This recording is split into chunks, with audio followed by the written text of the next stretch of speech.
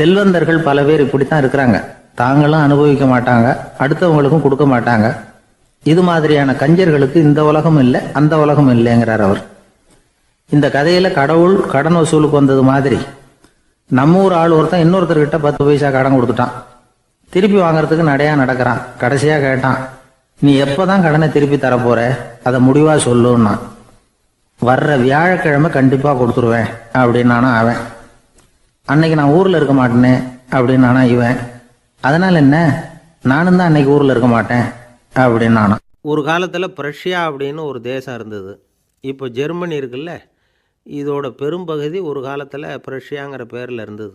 அப்போ அதுக்கு அரசராக இருந்தவர் மகா ஃப்ரெடரிக், அதாவது ஃப்ரெடரிக் தி கிரேட் அப்படின்னு சொல்லுவாங்க. அந்த ராஜாவுக்கு ஒரு சந்தேகம். நாம் பல வகையான வரிகளை விதித்து வசூல் பண்ணுறோம், அப்படி பண்ணி வருமானம் குறைஞ்சிக்கிட்டே போகுதே, இதுக்கு என்ன காரணமாக இருக்கும்? இதுதான் அவருக்கு ஏற்பட்ட சந்தேகம். ஒரு சமயம் அந்த அரசர் தம்முடைய அமைச்சர்களையும் பிரபுக்களையும் தளபதிகளையும் கூப்பிட்டு ஒரு விருந்து வச்சார். விருந்து முடிஞ்சதும் அவங்கள பார்த்து இந்த சந்தேகத்தை கேட்டார். வரிகள் அதிகமாக விதித்து வருமானம் குறையறதுக்கு என்ன காரணம் அப்படின்னு கேட்டார். பல பேருக்கு இதுக்கு சரியாக பதில் சொல்ல தெரியல. அனுபவசாலியான ஒரு தளபதி எழுந்திரிச்சார். அரசே, அது எப்படிங்கிறத இப்போ உங்களுக்கு காட்டுறேன்னார். உடனே ஒரு பெரிய பனிக்கட்டி ஒன்றை தன்னுடைய கையில் எடுத்தார். அதை அப்படியும் எப்படியும் திருப்பி பார்த்தார். அப்புறம் அடுத்தவர்கிட்ட கொடுத்தார். அவரும் அதை அப்படியும் இப்படியும் திருப்பி பார்த்துட்டு அடுத்தபடியாக இருந்தவர்கிட்ட கொடுத்தார். இப்படியே இதை ஒவ்வொருத்தராக பார்த்துட்டு ஒவ்வொரு கையாக மாறி கடைசியில் மன்னர் கைக்கு போய் சேர்ந்தது. மன்னர் கைக்கு அந்த பனிக்கட்டி போய் சேர்ந்தப்போ அது கொஞ்சம் கொஞ்சமாக உருகி ஒரு பட்டாணி கடலை சைஸுக்கு ஆகிட்டுது. மன்னர் யோசனை பண்ணார், வரி அதிகமாக போட்டாலும் வந்து சேர்றது குறைவாக இருக்கிறதுக்கு என்ன காரணம் அப்படிங்கிறது அவருக்கு புரிஞ்சு போச்சு. காலம்தான் மாறிட்டு இருக்கே தவிர இந்த கையூட்டு வாங்குகிற பழக்கம் மாறினதாக தெரியல. இன்னொரு ராஜா இருந்தார். அவர் தன்னுடைய ராஜாங்கத்தில் லஞ்ச ஊழலே சுத்தமாக இருக்கக்கூடாது அப்படின்னு நினச்சார். அவர்கிட்ட பல்வேறு துறைகளுக்கும் பொறுப்பாக இருந்த பல பேரும் ரொம்ப சுத்தமாகவும் நேர்மையாகவும் இருந்தாங்க. ஒரே ஒருத்தர் மட்டும் எல்லார்கிட்டையும் லஞ்சம் வாங்கிட்டே இருந்தார். அவரை வேறு துறைகளுக்கு மாற்றி பார்த்தாரு. அந்த ராஜா என்னென்னமோ பண்ணி பார்க்குறாரு. எந்த வேலையை கொடுத்தாலும் அதுலேயும் லஞ்சம் வாங்கிறதுக்கு ஒரு வழியை உண்டு பண்ணிக்குவார் அந்த ஆள். ராஜாவுக்கு இது ஒரு பெரிய தலைவலியாக போட்டுது. இவர் என்ன பண்ணுறது, இவருக்கு என்ன வேலையை கொடுக்கறது, கொஞ்சம் கூட லஞ்சம் வாங்கிறதுக்கு சான்ஸே இல்லாத ஒரு வேலையை கொடுக்கணும் அப்படின்னு திட்டம் போட்டார். ஒரு நாள் அவருக்கு அந்த உத்தரவும் போட்டுட்டார். அதாவது அவருக்கு என்ன வேலைன்னா, கடற்கரையில் தான் அவருக்கு ஆஃபீஸ். அங்கேயே இருந்துக்க வேண்டியது. தினமும் எத்தனை கடல் அலை கரையில் வந்து மோதுது அப்படிங்கிறத கணக்கெடுத்து ராஜாவுக்கு தெரிவிக்க வேண்டியது. இதுதான் அவருக்கு வேலை. பேசாமல் அலையை எண்ணிட்டு உட்காந்துருக்கிட்டோம், அப்போவாவது அவர் லஞ்சம் வாங்குகிற சந்தர்ப்பம் இல்லாமல் போயிடும் அவருக்கு அப்படின்னு நினச்சார் ராஜா. இந்த ஆள் கடற்கரைக்கு போய் டியூட்டியில் ஜாயின் பண்ணிக்கிட்டார். ஒரே மாதத்தில் அங்கே சொந்தமாக ஒரு பிரம்மாண்டமான மாளிகை கட்டிவிட்டார். ராஜாவுக்கு இது பெரிய ஆச்சரியமாக போச்சு. அலையை என்ற வேலையில் அந்த ஆள் எப்படி பணம் சம்பாதிச்சார் அப்படின்னு விசாரித்து பார்த்தார் அக்கம் பக்கத்தில். அந்த ஆள் என்ன பண்ணியிருக்கிறாருன்னா, கடற்கரையில் போய் பொறுப்பை ஏற்றுக்கிட்ட உடனே அங்கே இருந்த மீனவர்கள்கிட்ட எல்லாம் இந்த கரையில் வந்து ஒரு நாளில் வந்து மோதுகிற அலைகள் எத்தனை அப்படின்னு கேட்டிருக்காரு. அது எப்படிங்க தெரியும்னு இருக்காங்க அவங்க. தினமும் அந்த எண்ணிக்கை தெரியணும். நம்ம ராஜாவுக்கு தினமும் அறிக்கை அனுப்பணும், டெய்லி ரிப்போர்ட்டு. தவறுனா நீங்கள் இந்த கடலில் போய் மீன் பிடிக்கிறதுக்கு ராஜாவோட அனுமதி கிடைக்காது அப்படின்ட்டுருக்காரு. உடனே மீனவர்களும் பயந்து போட்டாங்க. கடலுக்கு போகிறதுக்கு அனுமதி இல்லைன்னா பட்டினி கிடக்கிறது மாதிரி ஆகிடுமே. மெதுவாக அந்த ஆளுகிட்ட போனாங்க. காதோட காதாக சொன்னாங்க, ஐயா, எங்களால் வந்து கடல் அலையை வந்து எண்ண முடியாது. தினமும் எங்களால் முடிஞ்சதை உங்களுக்கு பணமாக கொடுத்துட்றோம்.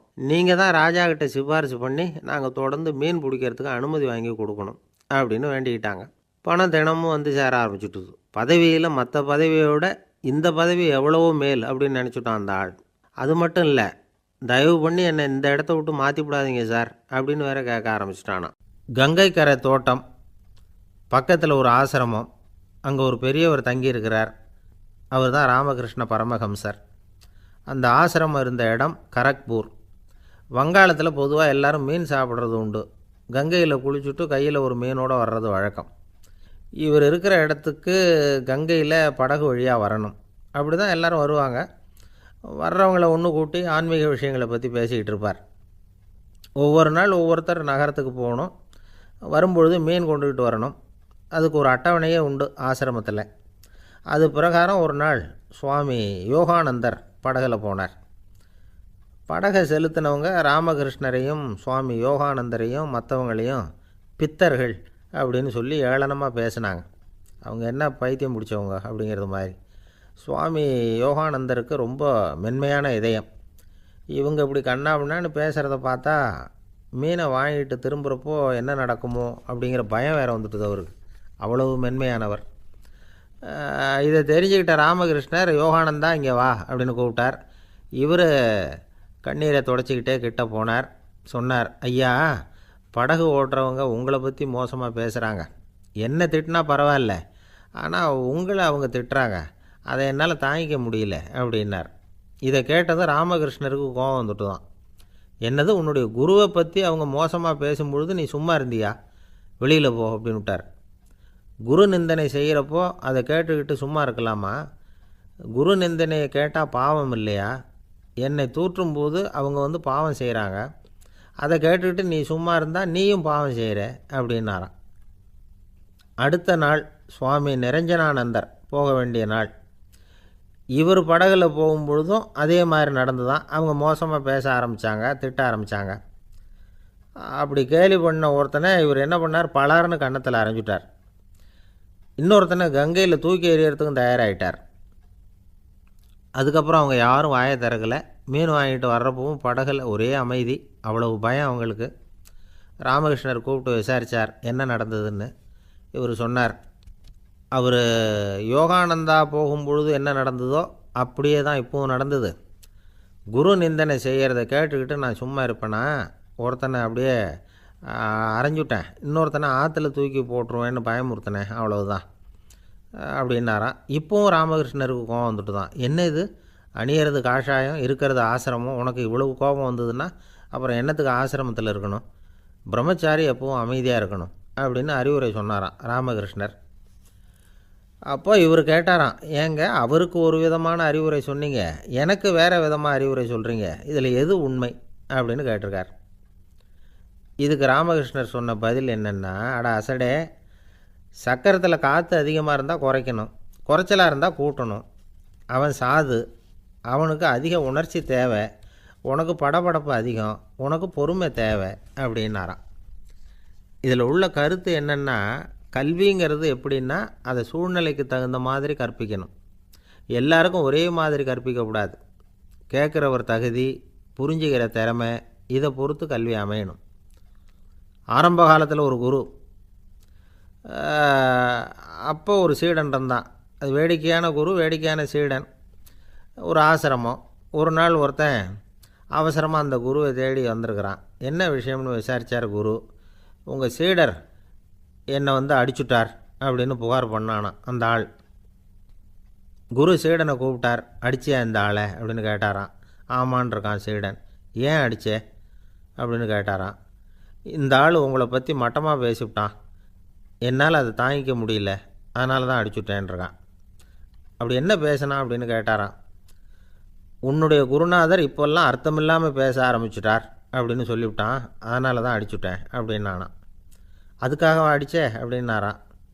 நான் அதுக்காக அடிக்கலை குருவே, இப்போல்லாம் நீங்கள் அர்த்தம் இல்லாமல் பேசுகிறதாக அவன் சொல்கிறான், அப்படின்னா இதுவரைக்கும் நீங்கள் அர்த்தத்தோடு பேசினதாகத்தானே அர்த்தம், அது தப்பு தானே, அதனால தான் அடித்தேன் அப்படின்னானான். ஜவஹர்லால் நேரு பிரதமராக இருந்த சமயம் அவர் ஒரு தடவை சென்னைக்கு வந்திருக்கிறார். இங்கே சில முக்கிய நிகழ்ச்சிகளில் கலந்துக்கிறதுக்காக வந்திருந்தார். ஆளுநர் மாளிகையில் ஒரு நாள் ராத்திரி தங்கி மறுநாள் புதுடெல்லி புறப்படுறதாக ஏற்பாடு. நிகழ்ச்சியிலெல்லாம் முடிச்சுக்கிட்டு ஆளுநர் மாளிகையில் தங்கியிருக்கிறார்.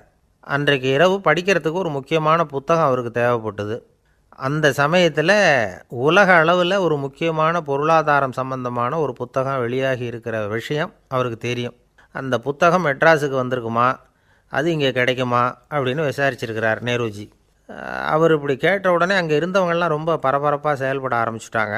முக்கியமான இடங்கள்ல எல்லாம் விசாரிச்சிருக்கிறாங்க அந்த புத்தகம் உங்கள்கிட்ட இருக்கான்னு. சென்னையில் உள்ள கன்னிமாரா நூல் நிலையத்துக்கு எப்படியும் அந்த புத்தகம் வந்திருக்கணும் அப்படின்னு ஒரு நம்பிக்கை. அங்கே விசாரித்தாங்க. அந்த புத்தகம் 2 நாளைக்கு முன்னாடி தான் அங்கே வந்திருக்குது அப்படிங்கிற விஷயம் தெரிஞ்சுது. உடனே எல்லோரும் அங்கே ஓடினாங்க. அவங்களுக்கு இன்னொரு சந்தேகம், புத்தகம் வந்திருக்கு சரி, அது இந்த சமயத்தில் வேறு யாரும் படிக்கிறதுக்கு எடுத்துகிட்டு போயிருக்கக்கூடாதே அப்படிங்கிற சந்தேகம் இருந்தாலும் மனசுக்குள்ளே ஒரு தைரியம். இப்படி ஒரு புத்தகம் வெளிவந்திருக்கிற விஷயமே நேருஜி சொல்லி தான் நமக்கே தெரியும். அதுவும் இல்லாமல் உலக பொருளாதாரம் சம்பந்தமான ஏதோ ஒரு புத்தகம் அது. அதை போய் இந்த நேரத்தில் அவ்வளவு ஆர்வமாக யார் எடுத்துகிட்டு போயிட போகிறாங்க அப்படிங்கிற தைரியம். இந்த தைரியத்தோடு அந்த நூல் நிலையத்துக்கு ஓடினாங்க. புத்தகத்தை தேடினா அது கிடைக்கல. யாரோ எடுத்துகிட்டு போயிருக்கிறாங்க. நேருவுக்கு மட்டுமே தெரிஞ்சிருந்த அந்த புத்தகம் பற்றின விஷயம் சென்னையில் வேற ஒருத்தருக்கும் தெரிஞ்சிருக்குது. உடனே எல்லாரும் பரபரப்பாக அந்த அதுக்குன்னு இருக்கிற ரிஜிஸ்டர் இருக்குல்ல, பதிவேடு, அதை புரட்டி பார்க்குறாங்க யார் எடுத்துகிட்டு போகிறாங்கன்னு தெரிஞ்சுக்கிறதுக்காக. எடுத்துகிட்டு போனவங்க அதில் கையெழுத்து போட்டிருப்பாங்கல்ல, அதை பார்த்து யாருன்னு தெரிஞ்சுக்கலாம் அப்படிங்கிறதுக்காக தான் அதை புரட்டுறாங்க. அதோ அந்த புத்தகத்தோட பேர் பக்கத்தில் அதை எடுத்துக்கிட்டு போனவங்க கையெழுத்து உத்து பார்க்குறாங்க எல்லாரும். அதில் போட்டிருக்குது பேர் CN அண்ணாதுரை அப்படின்னு எழுதியிருந்தது. அவர் தான் பேரறிஞர் அண்ணா. நேரு படிக்க விரும்பின ஒரு புத்தகத்தை அதே நேரம் படிக்க விரும்பின இன்னொரு தலைவர் இவர். படிக்கிறதுல அவருக்கு இருந்த ஆர்வத்தை நாம் தெரிஞ்சுக்கணும்னா அதுக்கு எவ்வளவோ சம்பவங்கள் இருக்குது. கடைசி காலத்தில் அவர் அடையாறு மருத்துவமனையில் படுத்திருக்கிறார். அவருக்கு ஒரு முக்கியமான அறுவை சிகிச்சை செய்ய வேண்டியிருக்குது அவசரமாக. அமெரிக்காவிலேருந்து டாக்டர் மில்லர் வந்திருக்கிறார். அவர்கிட்ட கேட்குறார், டாக்டர் நாளைக்கே அறுவை சிகிச்சை செய்ய போகிறீங்களா அப்படின்னு. ஆமாங்கிறார் டாக்டர் மில்லர். நாளைக்கு மறுநாள் செஞ்சுக்கிறேனே அப்படின்னாரான் அண்ணா. ஏன் ஏதாவது நாள் பார்க்குறீங்களான்னு கேட்டிருக்கார். இல்லை, ஒரு புத்தகத்தை படிச்சுக்கிட்டு இருக்கிறேன், அதை நாளைக்குள்ளே முடிச்சிருவேன், அதுக்கப்புறம் நான் இறந்தாலும் கவலை இல்லை அப்படின்னாரான் இவர். அவர் தான் அறிஞர் அண்ணா. சங்ககால நூல்கள்லேருந்து சமீபத்தில் வந்த நூல்கள் வரைக்கும் எல்லாம் அவர் படிச்சிருக்கிறார். ஒரு திருமண விழாவில் அவர் பேசும்பொழுது சொன்ன விஷயம் இது. சங்க காலத்தில் காதலியை மணக்க விரும்புகிறவனுக்கு அவனுடைய தந்தை வீர சோதனைகள்லாம் வைப்பார். போய் புலிப்பல் கொண்டுக்கிட்டு வா, அப்போ தான் என் பொண்ணை கொடுப்பேன் அப்படின்னு சொல்லுவார். காதலன் உடனே காட்டுக்கு போவான், ஒரு புலியை கொன்று அதனுடைய பல்லை கொண்டுக்கிட்டு வருவான். அதை வீர பதக்கத்தில் பதிச்சு அவனுக்கு மாமனார் சூட்டுவார் கல்யாண சமயத்தில். இப்போலாம் காதலன் கிட்ட அப்படி சொல்ல முடியாது. இப்போலாம் காதலன்கிட்ட காட்டுக்கு போய் புலிப்பல் கொண்டுக்கிட்டு வான்னு யாராவது சொன்னால் புலி தான் மாப்பிள்ளையாக வந்து சேரும் அப்படின்னார். இந்த உலகத்தில் நாம் நல்லபடியாக இருக்கணும்னா அதுக்கு முக்கியமாக தேவைப்படுறது 2. ஒன்று செல்வம், இன்னொன்று அறிவு. சரி, இது 2ல் சிறந்தது எது அப்படின்னு ஒரு கேள்வி கேட்டால் என்ன பதில் சொல்கிறது? இதே கேள்வியை ஹஸ்ரத் அலி அவர்கள்கிட்ட கேட்டாங்களாம். அவர் ஒரு பெரிய அறிஞர். கேள்வி கேட்டவங்களும் சாதாரண ஆட்கள் இல்லை, இவங்களும் அறிஞர்கள். ஒரு நாள் ஹஸ்ரத் அலி அவர்கள்கிட்ட 10 அறிஞர்கள் வந்தாங்களாம். ஐயா, நாங்கள் 10 பேரும் உங்ககிட்ட ஒரே கேள்வியை தான் கேட்க வந்திருக்கிறோம், ஆனால் எங்கள் 10 பேருக்கும் நீங்கள் தனித்தனியாக பதில் சொல்ல முடியுமா அப்படின்னு கேட்டிருக்காங்க. அதாவது அவங்க ஒரே கேள்விக்கு இவர்கிட்ட இருந்து 10 விதமான பதில் எதிர்பார்க்குறாங்க. சரி கேளுங்க, என்ன கேள்வி அப்படின்னார் அவர். அப்போ தான் அவங்க கேட்டாங்களாம், செல்வம் அறிவு இது 2ல் சிறந்தது எது? இதுதான் கேள்வி. ஹஸ்ரத் அலி என்ன பண்ணார் தெரியுமா? அவங்கள ஒவ்வொருத்தராக கூப்பிட்டார், ஒவ்வொரு விதமான பதிலை சொல்லி அனுப்புனார். முதல்ல ஒருத்தரை கூப்பிட்டார், சொன்னார், அறிவுங்கிறது தீர்க்கதரிசிகள், ஞானிகள், மகான்கள் இவங்களோட பரம்பரை சொத்து. ஆனால் செல்வங்கிறது கொடுங்கோலரின் ஆயுதம், அதனால் அறிவு தான் சிறந்தது அப்படின்னார். 2வது ஆளை கூப்பிட்டார், உங்ககிட்ட செல்வம் இருந்தால் நீங்கள் தான் அதை காப்பாற்றணும், ஆனால் அறிவு உங்களை எப்பவும் காப்பாற்றும், ஆகவே அறிவு தான் சிறந்தது அப்படின்னார். 3வது ஆளை கூப்பிட்டார், செல்வந்தனுக்கு எப்போதும் விரோதிகள் அதிகம், ஆனால் அறிஞனுக்கு நண்பர்கள் அதிகம், அதனால் அறிவு தான் சிறந்ததுன்னார். அடுத்தவரை கூப்பிட்டார், செல்வம் அடுத்தவங்களுக்கு கொடுக்க கொடுக்க குறையும், ஆனால் கல்விங்கிறது அதிகரிச்சுக்கிட்டே வரும், கொடுக்கறதுனால குறையாது, அதனால் அறிவு தான் சிறந்ததுன்னார். இன்னொருத்தரை கூப்பிட்டார், அறிவுள்ளவன் எப்பவும் அதை அடுத்தவங்களுக்கு வாரி வழங்கிக்கிட்டே இருப்பான், அதனால் அவங்ககிட்ட தாராளத்தன்மை இருக்கும், ஆனால் செல்வந்தன்கிட்ட கஞ்சத்தனம் தான் இருக்கும், அதனால் அறிவு தான் சிறந்ததுன்னார். 6வது நபரை கூப்பிட்டார், செல்வத்தை கள்வர்கள் திருடிக்கிட்டு போக முடியும், ஆனால் அறிவை அப்படி திருடிக்கிட்டு போக முடியாது அப்படின்னார். 7வது நபரை கூப்பிட்டார், செல்வம் கால ஓட்டத்தில் அழிஞ்சிரும், ஆனால் அறிவை கால ஓட்டம் ஒன்றும் பண்ண முடியாது, ஆகவே அறிவே சிறந்ததுன்னார். 8வது ஆளை கூப்பிட்டு சொன்னார், செல்வத்துக்கு எப்பவும் எல்லை உண்டு, நிறை உண்டு, அளவு உண்டு, கணக்கு உண்டு, ஆனால் அறிவுக்கு அப்படிப்பட்ட எல்லை எதுவும் கிடையாது, அதனால் அதுதான் சிறந்ததுன்னார். அடுத்தவனை கூப்பிட்டார், செல்வம் உள்ளத்தில் உள்ள ஒளியை போக்கிவிடும், இருட்டை உண்டாக்கிவிடும், விரிந்த மனப்பான்மையை குறுகலாக்கிவிடும். ஆனால் அறிவு அப்படி இல்லை. இருண்ட உள்ளத்தில் ஒளியை பாய்ச்சி அதை விசாலப்படுத்துது. அதுதான் சிறந்ததுன்னார். கடைசியாக 10வது நபரை கூப்பிட்டார். செல்வம் மனசில் செருக்கை உண்டாக்குது, ஆணவத்தை ஏற்படுத்துது. அதனால் நானே கடவுள்னு நினைக்கிற அளவுக்கு மனுஷனை தாழ்த்தி விடுது. ஆனால் அறிவு பணிவையும் பண்பாட்டையும் வளர்க்குது. அதனால் அறிவு தான் சிறந்ததுன்னார். ஆக இப்படி 10 பேருக்கும் 10 விதமாக பதில் சொன்னது மூலமாக ஹஸ்ரத் அலி அவர்கள் அறிவு தான் செல்வத்தை விட சிறந்தது அப்படிங்கிறதுக்கு 10 காரணங்களை சுட்டி காட்டியிருக்கார். அந்த அறிஞர் 10 பேர் கேட்ட ஒரே கேள்விக்கு 10 பதில் சொன்னார். நமக்கு வேண்டிய ஒருத்தர் 10 பேர் கேட்ட கேள்விக்கு ஒரே பதில் சொல்லி சமாளித்தார். கேள்வி என்ன தெரியுமா? என்கிட்ட வாங்கின கடனை எப்போயா திருப்பி கொடுக்க போகிற? இதுதான் அந்த 10 பேரும் கேட்ட ஒரே கேள்வி. இந்த மாதம் 26ஆம் தேதி தந்துடுறேன் அப்படிங்கிற ஒரே பதில் சொல்லி அவ்வளவு பேரையும் இவர் அனுப்பி வச்சுட்டாராம். எல்லாரும் போனதுக்கப்புறம் இவரை தனியாக கூப்பிட்டு கேட்டிருக்கிறாங்க. அது என்ன சார் கணக்கு, 26ஆம் தேதி அன்னைக்கு என்ன அதிசயம் நடக்க போகுது அப்படின்னு கேட்டிருக்காங்க. அதிசயம் அன்னைக்கு இல்லை, அதுக்கு நாளே நடக்க போகுதுன்னாராம். விவரமாக சொல்லுங்கன்னு இருக்காங்க. வேறு ஒன்றும் இல்லைங்க, 26ஆம் தேதி தானே எல்லாரையும் வர சொல்லியிருக்கிறேன், அதுக்கு நாளே நான் புறப்பட்டு தலைமறைவாயிட போகிறேன் அப்படின்னாராம். ரொம்ப பெருமையாக. ஒரு இலக்கிய கூட்டம் ஏற்பாடு பண்ணியிருக்கிறோம், நீங்கள் அவசியம் அதில் பேசணும் அப்படின்னு கேட்டுக்கிட்டார் ஒருத்தர். வேணாங்க, 4 பேருக்கு முன்னாடி நிற்கிறதுனா எனக்கு ரொம்ப கூச்சமாக இருக்கும் அப்படின்னாரு இவர். ஏன் சார் இன்னமும் குழந்த மாதிரி கூச்சப்படுறீங்களே அப்படின்னார் அவர். அவரை ஒரு மாதிரியாக சமாளித்து அனுப்பி வச்சுட்டு அதுக்கப்புறம் அதை பற்றி இவர் யோசித்து பார்த்துருக்கார். சில நிபுணர்கள் எழுதியிருக்கிறத படித்தும் பார்த்துருக்கிறார். மனோதத்துவ நிபுணர்கள் என்ன சொல்கிறாங்க தெரியுமா? 10லேருந்து 20% குழந்தைகள் பிறக்கிறப்பவே கூச்ச சுபாவம் கொண்டதாக தான் இருக்குதான். ஒரு தாத்தா தன்னோட பேர பிள்ளைய ஆசையாக கூப்பிடுறார் விளையாட்டு காட்ட, அதை அழுதுகிட்டு ஓடி போகுது. ஒரு அம்மா தன்னோட பிள்ளைய பள்ளிக்கூடத்தில் சேர்க்கறதுக்காக கூப்பிட்டுக்கிட்டு போகிறாங்க. அந்த புள்ள அம்மாவோட முந்தானையில் ஒளிஞ்சிக்கிட்டு வெளில வரமாட்டேங்குது. இவங்களெல்லாம் எப்படி சமாளிக்கிறது? குழந்தைகளோட கூச்ச சுபாவத்தை போக்குறது எப்படி? இதுக்கு நிபுணர்கள் சில யோசனைகளை சொல்லியிருக்கிறாங்க. மற்றவங்களுக்கு முன்னாடி என் பையனுக்கு கூச்சம் ரொம்ப அதிகம் சார், மற்றவங்க பார்த்தா ரொம்ப வெக்கப்படுறான், இப்படி சொல்கிற அப்பாக்கள் உண்டு. என் பையன் புது மனுஷாலை பார்த்தா அட்டையாக ஒட்டிக்குவான் சார் அப்படின்னு சொல்கிற அப்பாக்களும் உண்டு. இப்படிலாம் குழந்தைகளுக்கு முத்திரை குத்துறது ரொம்ப தப்பான். புதுசாக யாராவது வீட்டுக்கு வந்தால் குழந்தை தானாக தன்னோட கூச்சத்தையும் பயத்தையும் போக்கிக்கிட்டு சகஜமாக மாறி வர்றதுக்கு வாய்ப்பு கொடுக்கணுமா. ஒரு கூட்டத்துக்கோ அல்லது சொந்தக்காரங்க கல்யாணத்துக்கோ குழந்தைய அழைச்சிட்டு போகிறீங்க, அங்கே போய் கட்டாயப்படுத்தி குழந்தைய மற்றவங்க கிட்ட பேச சொல்லக்கூடாது. சில சமயம் குழந்தை தானாக தன்னுடைய கூச்ச சுபாவத்தை விட்டு பேசுகிறதுக்கு முன் வந்தால் அதை பாராட்டணும். குழந்தை கலகலப்பு இல்லாமல் மௌனமாக இருந்ததுன்னா அதையும் கண்டுக்கக்கூடாது. குழந்தை பேச ஆரம்பித்தா அதை ஆர்வத்தோடு கவனிக்க தெரியணும். கலந்து உரையாடுற பழக்கத்தை வீட்லேயே ஆரம்பிக்கலாம். கேட்டதுக்கு பதில் சொல் அப்படின்னு நீங்கள் அதிகாரம் பண்ணிகிட்டு இருக்கக்கூடாது.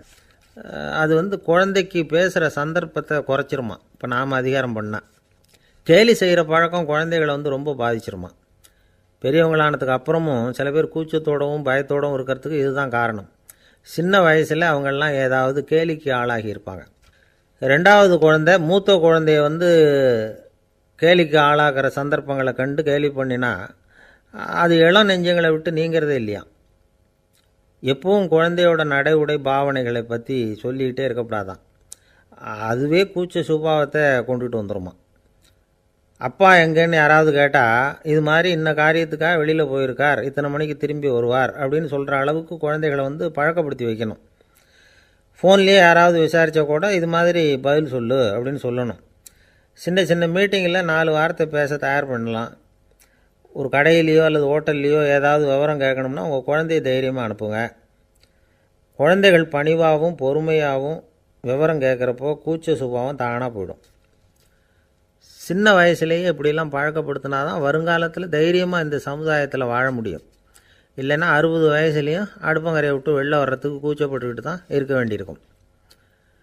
இந்த காலத்து பிள்ளைங்க எவ்வளவோ பரவாயில்ல, எதுக்கும் தயங்குறதில்ல, கூச்சப்படுறதில்ல. ஒரு அம்மா அடுப்பங்கரையிலேருந்து சத்தம் போட்டாங்க, டேய் ராமு, தயவு பண்ணி அந்த டிவியை நிறுத்துறா, அந்த பெண்ணோட குரல் மகா மோசம், அடுப்பங்கரையில் இருக்கிற என்னாலேயே அதை சகிச்சிக்க முடியல அப்படின்னாங்களாம். உடனே பையன் கொஞ்சம் கூட தயங்காமல் பதில் சொல்கிறான், அம்மா இந்த குரல் டிவியிலேருந்து வரல, எதிர்த்த விட்டு மாமி தான் இங்கே வந்திருக்கிறாங்க, அவங்க தான் இப்போ என்னோட பேசிக்கிட்டு இருக்கிறாங்க அப்படின்னு நான். ஒருத்தர் ஒரு தவறு செஞ்சு விட்றாருன்னு வச்சுக்கோங்க, உடனே நீ செஞ்சது தவறு அப்படின்னு சொல்கிறது ஒரு வகை. அதுக்கு பதிலாக எது சரின்னு அவர் புரிந்து கொள்ள உதவி செய்கிறது இன்னொரு வகை. இந்த ரெண்டாவது வகை இருக்குது பாருங்கள், நிர்வாக இயலில் இது ரொம்ப முக்கியம். அலுவலகத்தில் வேலை பார்க்குற ஒருத்தர் முக்கியமாக தெரிஞ்சுக்க வேண்டியது என்ன தெரியுமா? சக ஊழியர்கள்கிட்ட எப்படி பழகணும், மேலதிகாரிகள்கிட்ட எப்படி பழகணும், தனக்கு கீழே வேலை செய்கிறவங்கக்கிட்ட எப்படி பழகணும், வாடிக்கையாளர்கள்கிட்ட எப்படி பழகணும், இவங்க எல்லார்கிட்டையும் செம்மையான உறவை ஏற்படுத்திக்கிறது எப்படி, இதையெல்லாம் சொல்லிக் கொடுக்குற பாடம் தான் இன்டர் பர்சனல் ஸ்கில், திறமையான உறவு அப்படிங்கிறது. எந்த வேலையில் இருந்தாலும் சரி, இந்த உறவுகளை வளர்க்கும் திறன் உள்ளவங்க சீக்கிரம் முன்னுக்கு வந்துடுறாங்க. மற்றவங்கக்கிட்ட உறவை பலப்படுத்திக்கிறது எப்படி அப்படின்னு தெரிஞ்சுக்கிட்டோம்னா எந்த ஒரு தடையையும் சுலபமாக தாண்டி செய்கிற தொழிலில் முன்னுக்கு வந்துடலாம். ஹார்வர்டு பல்கலைக்கழகத்தில் ஒரு கணக்கெடுப்பு பண்ணி பார்த்தாங்களாம். பார்க்குற வேலையில் எது மாதிரி குணாதிசயம் உள்ளவங்க வேகமாக முன்னுக்கு வர்றாங்க அப்படின்னு தெரிஞ்சுக்கிறதுக்காக இந்த கணக்கெடுப்பு. வெவ்வேறு துறையில் வேகமாக முன்னுக்கு வந்திருக்கிற பல பேரை சந்தித்து இந்த சர்வேயை நடத்தியிருக்கிறாங்க. அவங்க கண்டுபிடிச்சி சொல்லியிருக்கிற உண்மை என்ன தெரியுமா? ஒருத்தர் ஒரு வேலையில் இருந்தால் அது சம்பந்தப்பட்ட சப்ஜெக்ட் பற்றிய அறிவு 35% இருந்தால் போதுமா. ஆனால் உறவுகளை வளர்க்கக்கூடிய திறன், இன்டர் பர்சனல் ஸ்கில்லு 65% வேணும். இப்படி உள்ளவங்க சீக்கிரம் முன்னுக்கு வந்துடுறாங்களாம். அதனால் ஒருத்தருக்கு வேலை சரியாக புரியலைன்னா கூட விவரமாக மற்றவங்கக்கிட்ட பழகிறது எப்படின்னு புரிஞ்சால் போதும், அவர் முன்னுக்கு வந்துடலாம். அலுவலகங்களில் மட்டும் இல்லை, எல்லா இடங்கள்லேயும் இது ரொம்ப முக்கியம். வீட்டுக்குள்ளேயும் இது ரொம்ப முக்கியம், வீட்டுக்கு வெளியேயும் இது முக்கியம். அடுத்தவங்கக்கிட்ட பழகிறது எப்படிங்கிறத தெரிஞ்சிக்காதவன் வாழ்க்கையில் முன்னேற முடியாது. இன்றைக்கி ஆயுதங்களால் காயப்படுத்தி கொள்ளுகிறவர்களை விட வார்த்தைகளால் காயப்படுத்தி கொள்ளுகிறவர்கள் தான் அதிகம். பெரியவங்க என்ன சொல்கிறாங்க தெரியுமா? நீங்கள் இந்த பூமியில் பிறந்ததன் அர்த்தம் பூர்த்தியாகணும்னா அடுத்தவங்களுக்கு உதவி பண்ணுங்க. அடுத்தவங்களுக்கு உதவி செய்ய முடியாவிட்டால் கூட பரவாயில்லை, ஆனால் யாரையும் புண்படுத்தி விடாதீங்க அப்படின்னு சொல்கிறாங்க.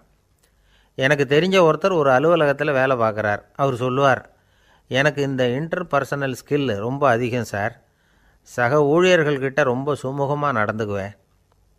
என் கூட வேலை பார்க்குற ஒருத்தருக்கு ஏதாவது ஒரு கஷ்டம்னா அந்த சமயத்தில் அவர் செய்ய வேண்டிய வேலையை நான் செஞ்சுருவேன் சார் அப்படிம்பார். நான் அவர்கிட்ட சமீபத்தில் அப்படி ஏதாவது செஞ்சுருக்கீங்களா அப்படின்னு கேட்டேன். செஞ்சுருக்கேன் சார். போன வாரம் புதன்கிழமை ஆஃபீஸில் என் பக்கத்து சீட்டுக்காரருக்கு வயிற்று வலி, உடனே நான் மெடிக்கல் லீவ் போட்டுவிட்டு எங்கள் வீட்டுக்கு போயிட்டேன் சார் அப்படின்னார். ஒரு காடு, அங்கே புத்தர் அவர் பாட்டுக்கு நடந்து போய்கிட்டே இருக்கிறார். அவருக்கு பின்னாடி ஒரு குரங்கு, அதுவும் தொடர்ந்து வந்துக்கிட்டே இருக்குது. புத்தர் திரும்பி பார்த்தார்.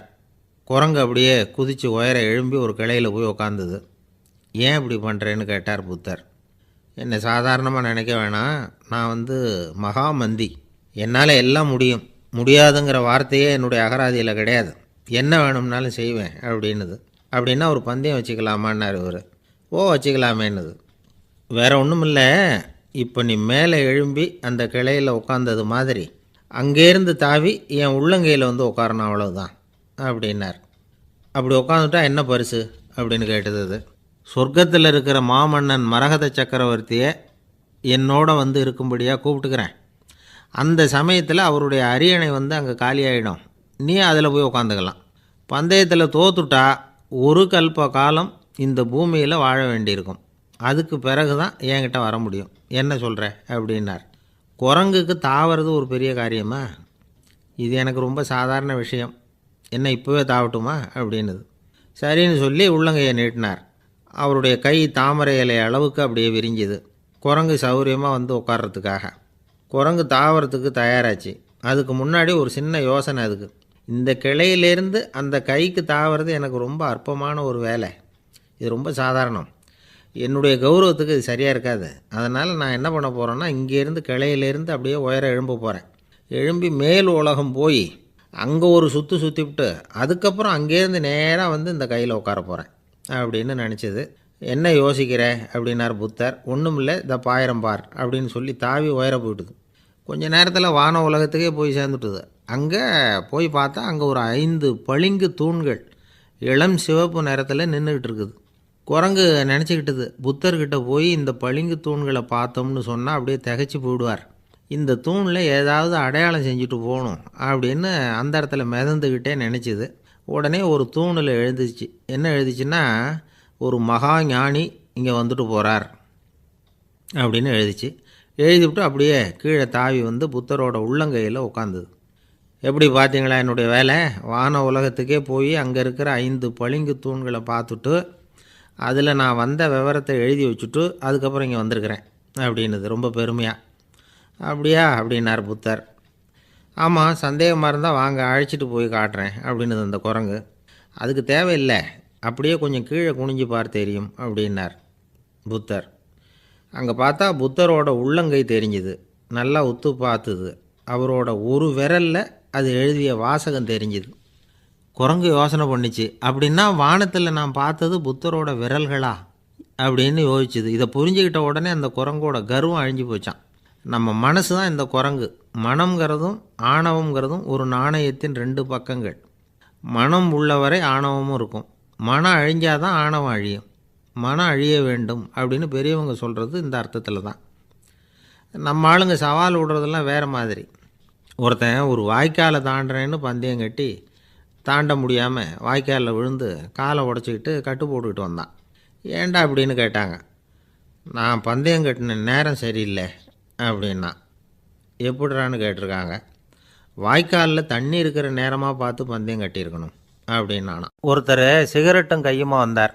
சார், இந்த புகைப்பிடிக்கிற பழக்கத்தை நிறுத்தி போடணும்னு தான் பார்க்குறேன், முடியலேன்னார். புகைப்பிடிக்கிறத நிறுத்துறது ரொம்ப சுலபம் சார் அப்படின்னார் இன்னொருத்தர். எப்படி சொல்கிறீங்கன்னு கேட்டார் அவர். நான் கூட ஏற்கனவே 10 தடவை அந்த பழக்கத்தை நிறுத்தி இருக்கிறேன் சார் அப்படின்னார் இவர். இதிலேருந்து என்ன தெரியுது? புகைப்பழக்கத்தை திடீர்னு விட்டு விடுறதுங்கிறது ரொம்ப கஷ்டம்னு தெரியுது. இருந்தாலும் இது சம்பந்தமான ஆராய்ச்சி, அனுபவம், இது 2ஐயும் அடிப்படையாக வச்சு சில வழிமுறைகளை சொல்கிறாங்க. அதாவது புகைப்பிடிக்கிறத நிறுத்துறதுக்கு 10 வழிகள் உண்டு அப்படின்னு சொல்கிறாங்க. அது என்னங்கிறத தெரிஞ்சுக்கிட்டா உபயோகப்படுதான்னு பார்க்கலாமே. முதல் கருத்து என்னன்னா, கொஞ்ச நாளைக்கு புகைப்பிடிக்கிற நண்பர்களை விட்டு விலகி இருக்கணும்.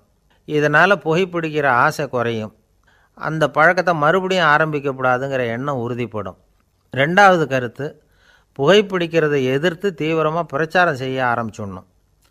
அது அடுத்தவங்களுக்கும் உபயோகப்படும், உங்களுக்கும் உபயோகப்படும்.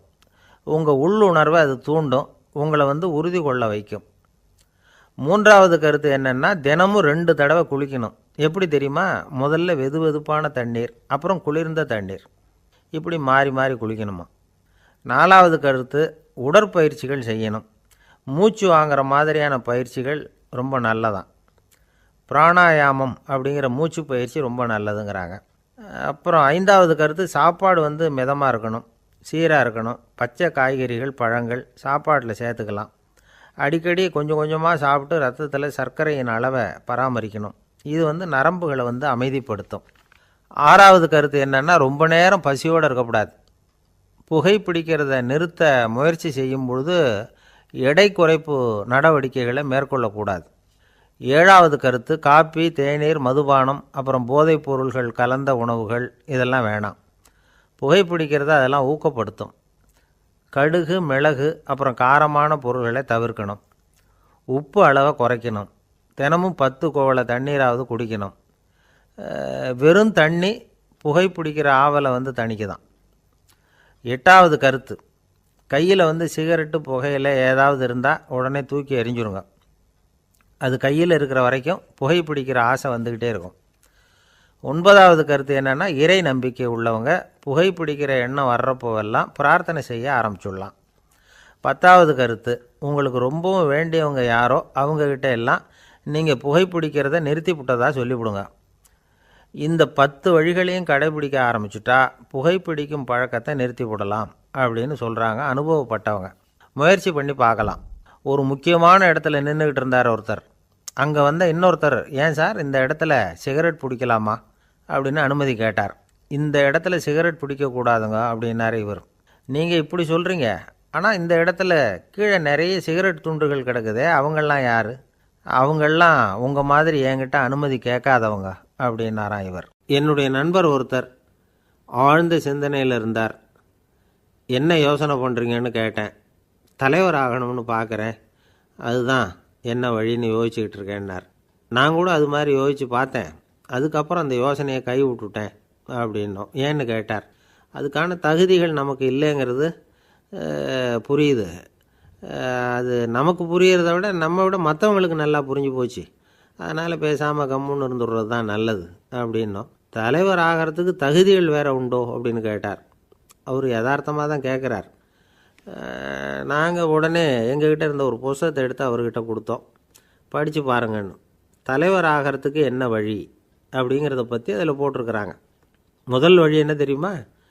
ஒரு 4 பேர் முன்னாடி இல்லைன்னா ஒரு கூட்டத்துக்கு முன்னாடி நீங்கள் பேச போகிறீங்க. அப்போ எப்படி ஆரம்பிக்கணும்னா, உண்மையான புகழ்ச்சி, நேர்மையான பாராட்டு, இதோடு ஆரம்பிக்கணும். எடுத்ததுமே அது சரியில்லை இது சரியில்லைன்னு பேசிகிட்டு இருக்கக்கூடாது. மக்களை பார்த்து நீங்கள் தான் தப்பு பண்ணிவிட்டீங்க அப்படின்னு நேரடியாக சொல்லக்கூடாது. தவறு இருந்தாலும் அதை மறைமுகமாக ஏதாவது கதை சொல்லி அதிலிருந்து அவங்க புரிஞ்சுக்கிற மாதிரி செய்யணும். அடுத்தவங்க பண்ண தப்பு என்னன்னு அலசறதுக்கு முன்னாடி நீங்கள் பண்ணின தப்பு என்னங்கிறத பற்றியே பேசுங்க. எதுக்கும் நேரடியாக உத்தரவு போட்டுக்கிட்டு இருக்கக்கூடாது. இதை நீங்கள் செய்யணும் அப்படின்னு சொல்கிறதுக்கு பதிலாக நீங்கள் இப்படி செஞ்சால் எப்படி இருக்கும் அப்படின்னு கேள்வி மாதிரி கேட்கணுமா. இப்படி கேட்டால் அது உத்தரவு மாதிரி தெரியாதான். அடுத்தவங்க மரியாதையை காப்பாற்றுறது மாதிரி பேசணுமா. உங்கள் பேச்சு இன்னொருத்தரை அவமானப்படுத்துறது மாதிரி இருக்கக்கூடாதான். ஏண்டா இவங்கிட்ட போய் மாட்டிக்கிட்டோம்னு யாரும் நினச்சிடக்கூடாது. ஒவ்வொரு சின்ன வளர்ச்சியையும் பாராட்டணும். வெற்றி சாதாரணமாக இருந்தாலும் பாராட்டாமல் இருந்துடக்கூடாது. பாராட்டும் பொழுது தாராளமாக இருக்கணும். குறை சொல்லும் பொழுது கவனமாக இருக்கணும். வாய்க்கு வந்தபடி பேசிவிட்டா அதுக்கப்புறம் வகையாக மாட்டிக்கிட்டு முழிக்க வேண்டியிருக்கும். நீங்கள் பேசுகிறது இன்னொருத்தருக்கு ஒரு கௌரவத்தையும் மரியாதையும் உண்டு பண்ணுறது மாதிரி இருக்கணும்.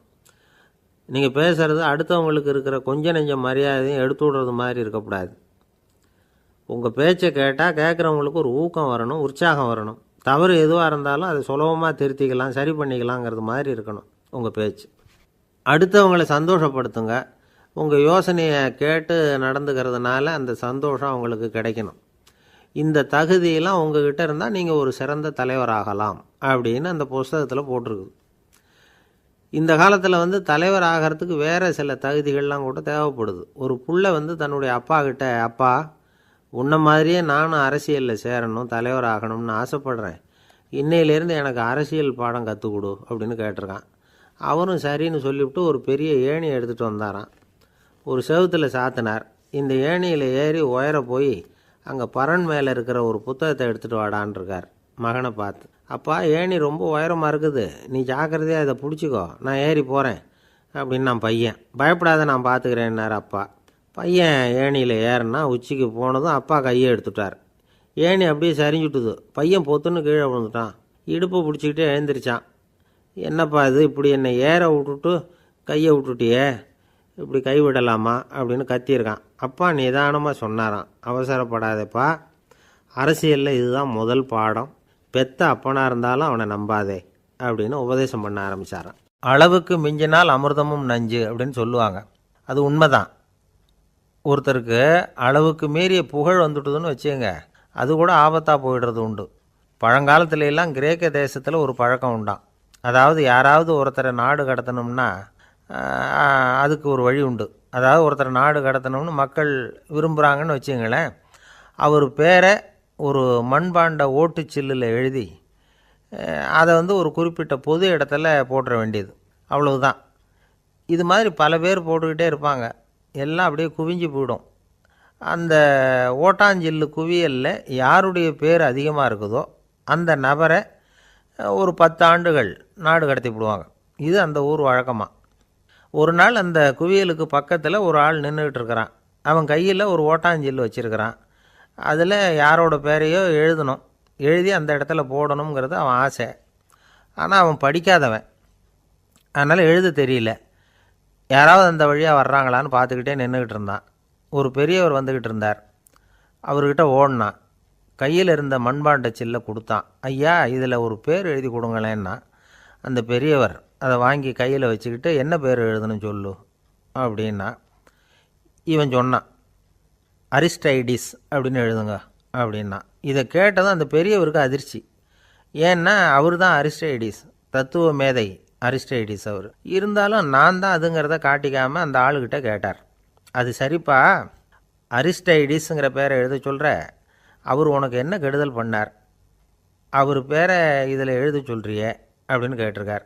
அதுக்கு இவன் சொன்னானா, அவர் எனக்கு எந்த கெடுதலும் பண்ணலை, அவரை நான் பார்த்தது கூட இல்லை அப்படின்ட்டுருக்கான். அப்புறம் எதுக்காக அவரை நாடு கடத்தணும்னு நீ ஆசைப்படுற அப்படின்னு கேட்டிருக்கார். இப்போ அந்த ஆள் சொல்கிறான், அரிஸ்டைடஸை பற்றி எல்லாரும் பேசுகிறாங்க, அவர் ரொம்ப நல்லவர், அவர் ஒரு பெரிய அறிவாளிங்கிறாங்க, அவர் ஒரு பெரிய வள்ளல், பேரறிஞர், இப்படி எல்லாரும் சொல்கிறத கேட்டு கேட்டு எனக்கு ரொம்ப அலுத்து போயிட்டுது, அதனால தான் வெறுப்பாயிட்டேன் அப்படின்னு நானும். இதிலேருந்து என்ன தெரியுது, நாம் நல்லவனாக இருக்கிறதுல ஒன்றும் இடைஞ்சல் இல்லை. ஆனால் நம்மளை நல்லவன் நல்லவன் எல்லாரும் சொல்ல ஆரம்பிச்சிட்டாங்கன்னு வச்சுக்கோங்க, அப்போ இடைஞ்சல் ஆரம்பம்னு அர்த்தம். எதுவுமே அளவுக்கு மிஞ்சி போகாமல் பார்த்துக்க வேண்டியது ரொம்ப அவசியம். அளவுக்கு அதிகமாக ஆசைப்படாதவங்களில் ஆப்ரஹாம் லிங்கனும் ஒருத்தரான். அவர் ஒரு தடவை தன்னுடைய நண்பர்கள்கிட்ட பேசிக்கிட்டு இருந்தாராம். ஒருத்தர் கேட்டிருக்கார், ஒரு மனுஷனுக்கு கால்கள் எவ்வளோ உயரம் இருக்கணும் அப்படின்னு கேட்டாராம். இதுக்கு ஆப்ரஹாம் லிங்கன் சொன்னாராம், அது என்ன, இடுப்புலேருந்து தரையை தொடுற அளவுக்கு உயரம் இருந்தால் போதும் அப்படின்னாராம். ஒருத்தர் ரொம்ப அவசரமாக வந்தார். சார், மனுஷன் நிம்மதியாக இருக்கிறதுக்கு என்ன வழின்னு கேட்டார். சீக்கிரமாக ஒரு கல்யாணத்தை பண்ணீங்க, எல்லாம் சரியாக போடும் அப்படின்னோம். அவர் ஒரு மாதிரியாக பார்த்தார். ஏற்கனவே எனக்கு கல்யாணம் ஆயிட்டுது சார், அதனால தானே நிம்மதியாக இருக்கிறதுக்கு வழி கேட்குறேன் அப்படின்னார். சரி, இவர் ஒரு மாதிரியான கேஸ் அப்படின்னு நினச்சிக்கிட்டு நம்மகிட்ட இருந்த ஒரு சின்ன புத்தகத்தை அவர்கிட்ட தூக்கி கொடுத்தோம். இதை படித்து பாருங்கன்னு. கல்யாணத்துக்கு பிறகும் சந்தோஷமாக இருக்கிறதுக்கு என்ன வழி அப்படிங்கிற கேள்விக்கு அந்த புத்தகத்தில் விளக்கம் இருந்தது. கணவன் மனைவிக்குள்ள சிக்கல் வராமல் இருக்கிறதுக்கு அதில் சில வழிகளை சொல்லி கொடுத்துருக்குறாங்க. அதெல்லாம் என்னென்ன அப்படிங்கிறத இப்போ பார்க்கலாமா? குடும்பம்னு இருந்தால் கோபம் வரதான் செய்யும், அது வந்துட்டு போகட்டும், பரவாயில்ல. ஆனால் அந்த கோபம் ஒரே நேரத்தில் 2 பேருக்கும் வந்துடாமல் பார்த்துக்கணும். ஒரு சமயத்தில் யாராவது ஒருத்தர் தான் கோபப்படணும், அடுத்தவங்க அமைதியாக இருக்கணும். அதுக்கப்புறம் இவர் அமைதியான உடனே அவங்க ஆரம்பிச்சிக்கலாம். கோபமாக ஏதாவது சொன்னால் உடனே கோபமாக பதில் சொல்லக்கூடாது. கொஞ்சம் பொறுத்து கோபம் தீர்ந்த உடனே அந்த பதிலை சொல்லலாம். அப்போ பதில் கோபமாக இருந்தால் கூட அது அவ்வளோ பெருசாக தெரியாது. அற்ப விஷயத்துக்கெல்லாம் காய்ச்சி மூச்சுன்னு கத்திட்டு இருக்கக்கூடாது. உங்கள் 2 பேருக்குள்ள ஒரு தர்க்கம் ஆரம்பமாயிட்டுதுன்னு வச்சுக்கோங்க, கடுமையாக 2 பேரும் விவாதம் பண்ணுறீங்க. உங்களில் ஒருத்தர் இதில் ஜெயிக்கணும்னா அது நீங்களாக இருக்க வேணாம், அடுத்தவங்க ஜெயிக்கிறதுக்கு நீங்கள் துணையாக இருங்களேன். அப்படின்னா நீங்கள் கொஞ்சம் விட்டு கொடுக்கணும், அவ்வளவுதான். ஏதாவது குத்தம் சொல்லணுமா, செஞ்ச தப்பை சுட்டி காட்டணுமா, விமர்சனம் பண்ணணுமா, பண்ணுங்க, வேணான்னு சொல்லலை. ஆனால் சொன்னதை அப்படி சொல்கிறத கொஞ்சம் அன்பாக இதமாக சொல்லுங்க. எப்போ நடந்த தவறுகளை எல்லாம் இப்போ போய் மறுபடியும் ஞாபகப்படுத்திட்டு இருக்க வேண்டாம். நான் அப்போவே சொன்னேன் இந்த புடவை வேணாம்னு, நீங்கள் தான் கேட்கல, இப்போ பாருங்கள் கிழிஞ்சு போச்சு இப்படின்னு கத்துனாங்க ஒரு அம்மா. எப்போ சொன்னீங்கன்னு கேட்டால் ஒரு 10 வருஷத்துக்கு முன்னாடி தீபாவளி சமயத்தில் அப்படிங்கிறாங்க. அது என்ன இன்னும் அப்படியே புதுசாகவே இருக்கும்? உங்களுக்கு அவர் தான் பெருசு, அவருக்கு நீங்கள் தான் பெருசு, அதை விட இந்த உலகத்தில் வேற எதுவும் முக்கியம் இல்லைன்னு நினைக்கணும். நீ தான் என்னுடைய உலகம்னு எத்தனை தடவை சொல்லியிருப்பீங்க? அதெல்லாம் வெறும் வசனமாக போயிடக்கூடாது. ஏதாவது ஒரு பிரச்சனையை பற்றி கடுமையாக விவாதம் பண்ணிக்கிட்டு இருக்கீங்க, அதை அப்படியே பாதியில் விட்டுட்டு படுக்கைக்கு போயிடக்கூடாது. சொச்சத்தை நாளைக்கு பேசிக்கலாம்னு. அப்படி போனால் தூக்கம் வராது. பிரச்சனையை ஒரு முடிவு பண்ணிக்கிட்டு அதுக்கப்புறமா தூங்க போகணும். ஒரு நாளில் ஒரு தடவையாவது உங்கள் ஜோடியை பாராட்டி நல்ல விதமாக கனிவாக ஒரு வார்த்தை சொல்லணும் அப்படின்னு தீர்மானம் பண்ணீங்க. ஏதாவது தப்பு பண்ணிவிட்டீங்கன்னா பரவாயில்ல, அதை ஒத்துக்கிறதுக்கும் மன்னிப்பு கேட்கறதுக்கும் தயாராக இருக்கணும். அது ஒன்றும் கேவலம் கிடையாது. வீட்டுக்குள்ளே தானே கேட்க போகிறீங்க, வெளியில் யாருக்கு தெரிய போதும்? எப்படியோ உங்களுக்குள்ள ஒரு சமரசம் ஆனால் சரிதான்.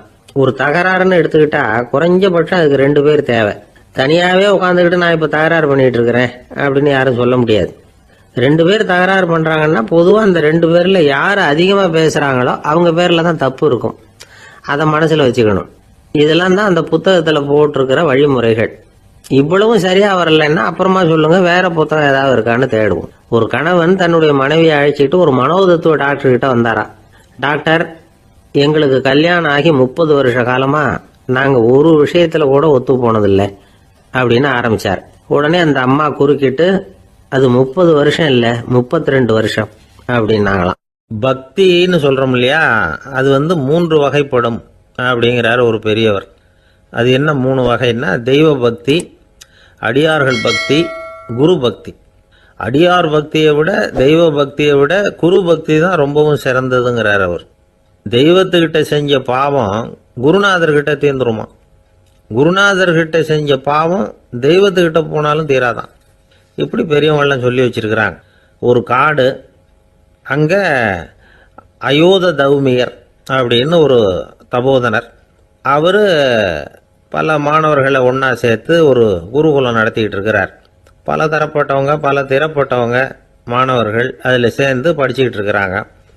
பாஞ்சால ராஜகுமாரன் ஒருத்தனும் அந்த குருகுலத்தில் சேர்ந்து படிச்சுக்கிட்டு இருக்கிறான். அவன் பேர் ஆருணி. பெரிய இடத்து புள்ள, இருந்தாலும் படுப்பில் ரொம்ப கெட்டிக்காரனாக இருந்தான். அவன் தான் அங்கே முதல் மாணவன். ஒரு நாள் குருநாதர் அந்த அரசகுமாரனை கூப்பிட்டார். நம்ம குருகுலத்துக்கு சொந்தமான வயலில் தண்ணீர் பெருகி வெள்ளம் பயிரை அழிக்குதான், அதனால் நீ போய் மடையை அடைச்சிட்டு வந்துடும் அப்படின்னார். அந்த அரசகுமாரன் உடனே புறப்பட்டான். குருநாதர் சொல்லிட்டார்ல, உடனே புறப்பட்டான். நான் பெரிய இடத்து பிள்ளையாச்சே, ராஜகுமாரனாச்சே, ரொம்ப செல்வாக்கூட வளர்ந்தவனாச்சே, நான் போய் வயலில் இறங்கி வேலை செய்கிறதா அப்படின்னுலாம் அவன் நினைக்கல. குருநாதர் கட்டளையை நிறைவேற்ற வேண்டியது நம்ம கடமை அப்படின்னு நினச்சான். உடனே ஒரு மண்வெட்டியை துவக்கி தோளில் வச்சுக்கிட்டு புறப்பட்டு போயிட்டான். வயலுக்கு போனான்.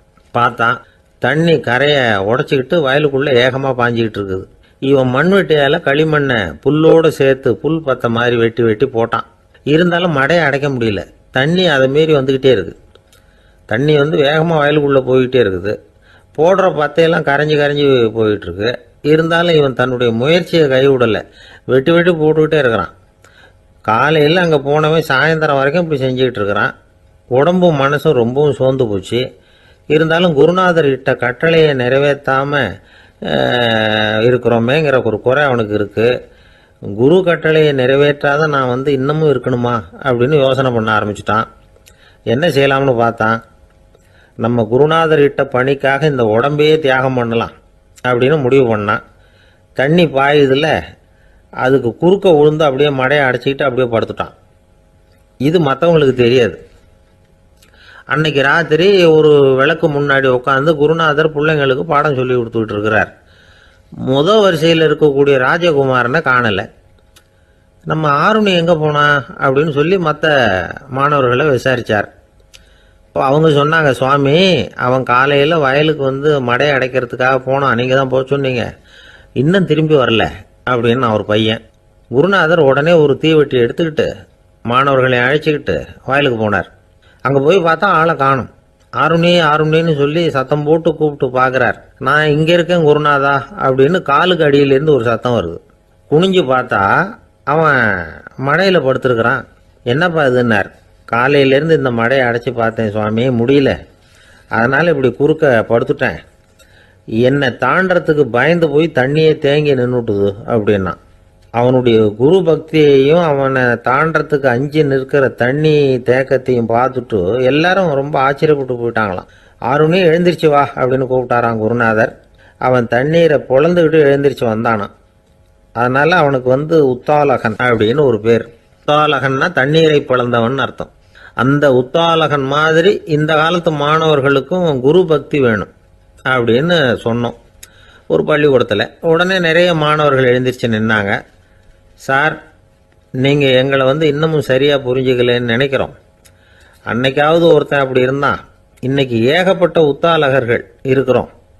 எங்கள் வாத்தியார் கட்டளை இட்டா இப்போவே அது மாதிரி வயலுக்கு போய் மடையில் குறுக்கப்படுத்துக்கிறதுக்கு இந்த வகுப்பில் உள்ள அத்தனை பேரும் தயாராக இருக்கிறோம் அப்படின்னாங்க. அப்படியா அப்படின்னு சொல்லி கேட்டோம் ரொம்ப சந்தோஷமாக. ஒருத்தன் ரொம்ப அடக்கமாக எழுந்திரிச்சான். அப்புறம் சொன்னான், ஆமாம் சார், வகுப்பில் இவர் நடத்துகிற பாடத்தை கேட்டுக்கிட்டு இருக்கிறத விட பேசாமல் போய் மடையில் படுத்துடுறது ஒன்றும் கஷ்டமான காரியமாக இருக்காது, அதனால தான் எல்லாரும் அங்கே போகிறேன்னு சொல்கிறோம் அப்படிங்கிறான். கங்கைக்கரை தோட்டம் பக்கத்தில் ஒரு ஆசிரமம், அங்கே ஒரு பெரியவர் தங்கி இருக்கிறார். அவர் தான் ராமகிருஷ்ண பரமஹம்சர். அந்த ஆசிரமம் இருந்த இடம் கரக்பூர். வங்காளத்தில் பொதுவாக எல்லாரும் மீன் சாப்பிட்றது உண்டு. கங்கையில் குளிச்சுட்டு கையில் ஒரு மீனோட வர்றது வழக்கம். இவர் இருக்கிற இடத்துக்கு கங்கையில் படகு வழியாக வரணும். அப்படி தான் எல்லாரும் வருவாங்க. வர்றவங்களை ஒன்று கூட்டி ஆன்மீக விஷயங்களை பற்றி பேசிக்கிட்டு இருப்பார். ஒவ்வொரு நாள் ஒவ்வொருத்தர் நகரத்துக்கு போகணும். வரும்பொழுது மீன் கொண்டுகிட்டு வரணும். அதுக்கு ஒரு அட்டவணையே உண்டு ஆசிரமத்தில். அது பிரகாரம் ஒரு நாள் சுவாமி யோகானந்தர் படகுல போனார். படகை செலுத்தினவங்க ராமகிருஷ்ணரையும் சுவாமி யோகானந்தரையும் மற்றவங்களையும் பித்தர்கள் அப்படின்னு சொல்லி ஏளனமாக பேசினாங்க.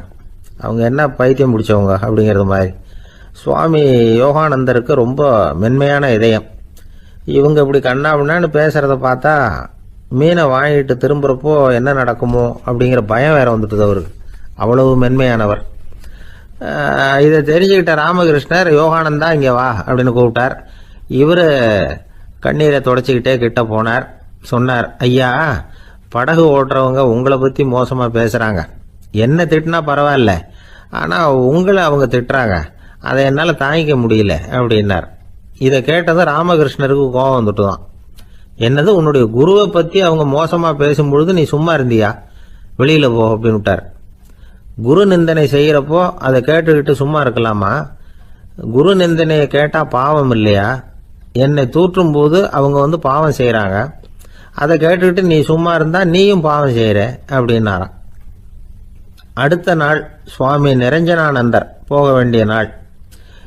இவர் படகுல போகும்பொழுதும் அதே மாதிரி நடந்துதான். அவங்க மோசமாக பேச ஆரம்பித்தாங்க, திட்ட ஆரம்பித்தாங்க. அப்படி கேலி பண்ண ஒருத்தனை இவர் என்ன பண்ணார், பலாருன்னு கன்னத்தில் அரைஞ்சிட்டார். இன்னொருத்தனை கங்கையில் தூக்கி எறியறதுக்கும் தயாராகிட்டார். அதுக்கப்புறம் அவங்க யாரும் வாயை திறக்கலை. மீன் வாங்கிட்டு வர்றப்பவும் படகுல ஒரே அமைதி. அவ்வளவு பயம் அவங்களுக்கு. ராமகிருஷ்ணர் கூப்பிட்டு விசாரித்தார் என்ன நடந்ததுன்னு. இவர் சொன்னார், அவர் யோகானந்தா போகும்பொழுது என்ன நடந்ததோ அப்படியே தான் இப்பவும் நடந்தது. குரு நிந்தனை செய்கிறத கேட்டுக்கிட்டு நான் சும்மா இருப்பேனா? ஒருத்தனை அப்படியே அரைஞ்சுட்டேன், இன்னொருத்தனை ஆற்றுல தூக்கி போட்டுருவேன்னு பயமுறுத்தினேன், அவ்வளவுதான் அப்படின்னாராம். இப்பவும் ராமகிருஷ்ணருக்கு கோபம் வந்துட்டு தான். என்ன இது, அணியறது காஷாயம், இருக்கிறது ஆசிரமம், உனக்கு இவ்வளவு கோபம் வந்ததுன்னா அப்புறம் என்னத்துக்கு ஆசிரமத்தில் இருக்கணும்? பிரம்மச்சாரி எப்பவும் அமைதியாக இருக்கணும் அப்படின்னு அறிவுரை சொன்னாராம் ராமகிருஷ்ணர். அப்போ இவர் கேட்டாராம், ஏங்க அவருக்கு ஒரு விதமான அறிவுரை சொன்னீங்க, எனக்கு வேற விதமாக அறிவுரை சொல்றீங்க, இதில் எது உண்மை அப்படின்னு கேட்டிருக்கார். இதுக்கு ராமகிருஷ்ணர் சொன்ன பதில் என்னன்னா, அட அசடே, சக்கரத்தில் காற்று அதிகமாக இருந்தால் குறைக்கணும், குறைச்சலாக இருந்தால் கூட்டணும். அவன் சாது, அவனுக்கு அதிக உணர்ச்சி தேவை, உனக்கு படபடப்பு அதிகம், உனக்கு பொறுமை தேவை அப்படின்னாராம். இதில் உள்ள கருத்து என்னன்னா, கல்விங்கிறது எப்படின்னா அதை சூழ்நிலைக்கு தகுந்த மாதிரி கற்பிக்கணும். எல்லாருக்கும் ஒரே மாதிரி கற்பிக்கக்கூடாது. கேட்குற ஒரு தகுதி, புரிஞ்சுக்கிற திறமை, இதை பொறுத்து கல்வி அமையணும். ஆரம்ப காலத்தில் ஒரு குரு, அப்போ ஒரு சீடன் இருந்தான். அது வேடிக்கையான குரு, வேடிக்கையான சீடன். ஒரு ஆசிரமம். ஒரு நாள் ஒருத்தன் அவசரமாக அந்த குருவை தேடி வந்திருக்கிறான். என்ன விஷயம்னு விசாரிச்சார் குரு. உங்கள் சீடர் என்னை அடிச்சுட்டார் அப்படின்னு புகார் பண்ணானா அந்த ஆள். குரு சீடனை கூப்பிட்டார். அடிச்சியா இந்த ஆளை அப்படின்னு கேட்டாராம். ஆமான் இருக்கான் சீடன். ஏன் அடிச்சே அப்படின்னு கேட்டாராம். இந்த ஆள் உங்களை பற்றி மட்டமாக பேசிவிட்டான், என்னால் அதை தாங்கிக்க முடியல, அதனால தான் அடிச்சுட்டேன் இருக்கான். அப்படி என்ன பேசினா அப்படின்னு கேட்டாராம். உன்னுடைய குருநாதர் இப்பெல்லாம் அர்த்தமில்லாமல் பேச ஆரம்பிச்சுட்டார் அப்படின்னு சொல்லிவிட்டான், அதனால தான் அடிச்சுட்டேன் அப்படின்னானா. அதுக்காக அடிச்சே அப்படின்னாராம். நான் அதுக்காக அடிக்கல குருவே, இப்பெல்லாம் நீங்கள் அர்த்தம் இல்லாமல் பேசுறதாக அவன் சொல்கிறான், அப்படின்னா இதுவரைக்கும் நீங்கள் அர்த்தத்தோடு பேசினதாகத்தானே அர்த்தம், அது தப்பு தானே, அதனால தான் அடித்தேன் அப்படின்னானா. ஒரு ஊரில் ஒரு ராஜா இருந்தார். அந்த ராஜாவுக்கு ஒரு மந்திரி. ராஜா ரொம்ப நியாயமானவர், நேர்மையானவர், கண்டிப்பானவர். தப்பு செய்கிறது யாராக இருந்தாலும் தண்டனை கொடுப்பார். வேண்டியவங்களுக்கு ஒரு நியாயம், வேண்டாதவங்களுக்கு ஒரு நியாயங்கிறதெல்லாம் அவர்கிட்ட கிடையாது. ஒரு சமயம் அரசவையில் அந்த அமைச்சரே விதிமுறைகளுக்கு புறம்பா ஏதோ நடந்துகிட்டு இருக்கார். மன்னருக்கு கோபம் வந்துட்டுது. உடனே அந்த அமைச்சரை கிட்டத்தில் கூப்பிட்டு அவர் கன்னத்தில் ஓங்கி ஒரு அறை கொடுத்துட்டாராம். உடனே அந்த அமைச்சர் என்ன பண்ணார் தெரியுமா, நேராக போனார். அங்கே நின்றுகிட்டு இருந்த இன்னொருத்தர் கன்னத்தில் ஓங்கி அரைஞ்சார். அறை வாங்கினவர் திகைச்சு போயிட்டார். இவர் ஏன் நம்மளை அரைகிறார் அப்படின்னு யோசனை பண்ணார். மன்னரும் திகைச்சு போயிட்டார். நாம இவரை அரைஞ்சா அதுக்காக இவரு போய் இன்னொருத்தர் அரையணுமா அப்படின்னு யோசனை பண்ணார். அவர் இவருக்கு என்ன பைத்தியமானு கூட நினைக்க ஆரம்பிச்சுட்டார். ஆனால் என்ன ஆச்சுன்னா, அப்புறம் அமைச்சர் அவர் கவனிச்சுக்கிட்டு இருந்தாரா, அவர் இன்னொருத்தர் அரைஞ்சார் இல்லையா, அந்த அறை வாங்கின ஆசாமியை பார்த்து கத்திக்கிட்டு இருந்தார் யார் அமைச்சர். ஏன்பா என்கிட்ட அறையை வாங்கிக்கிட்டு இப்படி விவரம் இல்லாமல் நின்றுட்டு இருக்கிறிய, நான் உனக்கு கொடுத்ததை நீ வேற யாருக்கிட்டையாவது கொடுத்துரு அப்படின்னார். உடனே அந்த ஆள் பார்த்தான், தனக்கு அடுத்தபடியாக நின்றுக்கிட்டு இருந்தவனை ஓங்கி ஒரு அறை அரைஞ்சான். அவன் கண்ணத்தை தடவிட்டே யோசனை பண்ணான். இது ஏதோ புரிஞ்சுக்கிட்ட மாதிரி அடுத்தாப்புல நின்றுட்டு இருந்தவனை அரைஞ்சான். இப்படி இந்த அறை மாறி மாறி போய்கிட்டே இருக்குது. ஊரு பூரா பிரயாணம் பண்ண ஆரம்பிச்சுட்டுது. அன்னைக்கு ராத்திரி அந்த ராஜா படுக்கிறதுக்காக போனார். அந்த நேரம் பார்த்து அவர் கண்ணத்தில் பலார்னு ஒரு அறை விழுந்தது. நம்மளே அரையிறது யாரு அப்படின்னு அதிர்ச்சியோட மன்னர் திரும்பி பார்க்கறாரு. அரைஞ்சது அவரோட மனைவி. என்னாச்சு உனக்குன்னு கத்துனார் ராஜா. உங்களுக்கு தெரியாதா, ஊரு பூரா ஒருத்தர் மாற்றி ஒருத்தர் மூலமா இந்த அறை பிரயாணம் பண்ணிட்டு வருது அப்படின்னாங்க அந்த அம்மா. அப்படின்னா ஆரம்பிச்ச இடத்துக்கே வந்துட்டுதா அப்படின்னாராம் மன்னர். என்ன சொல்றீங்கன்னு கேட்டிருக்காங்க.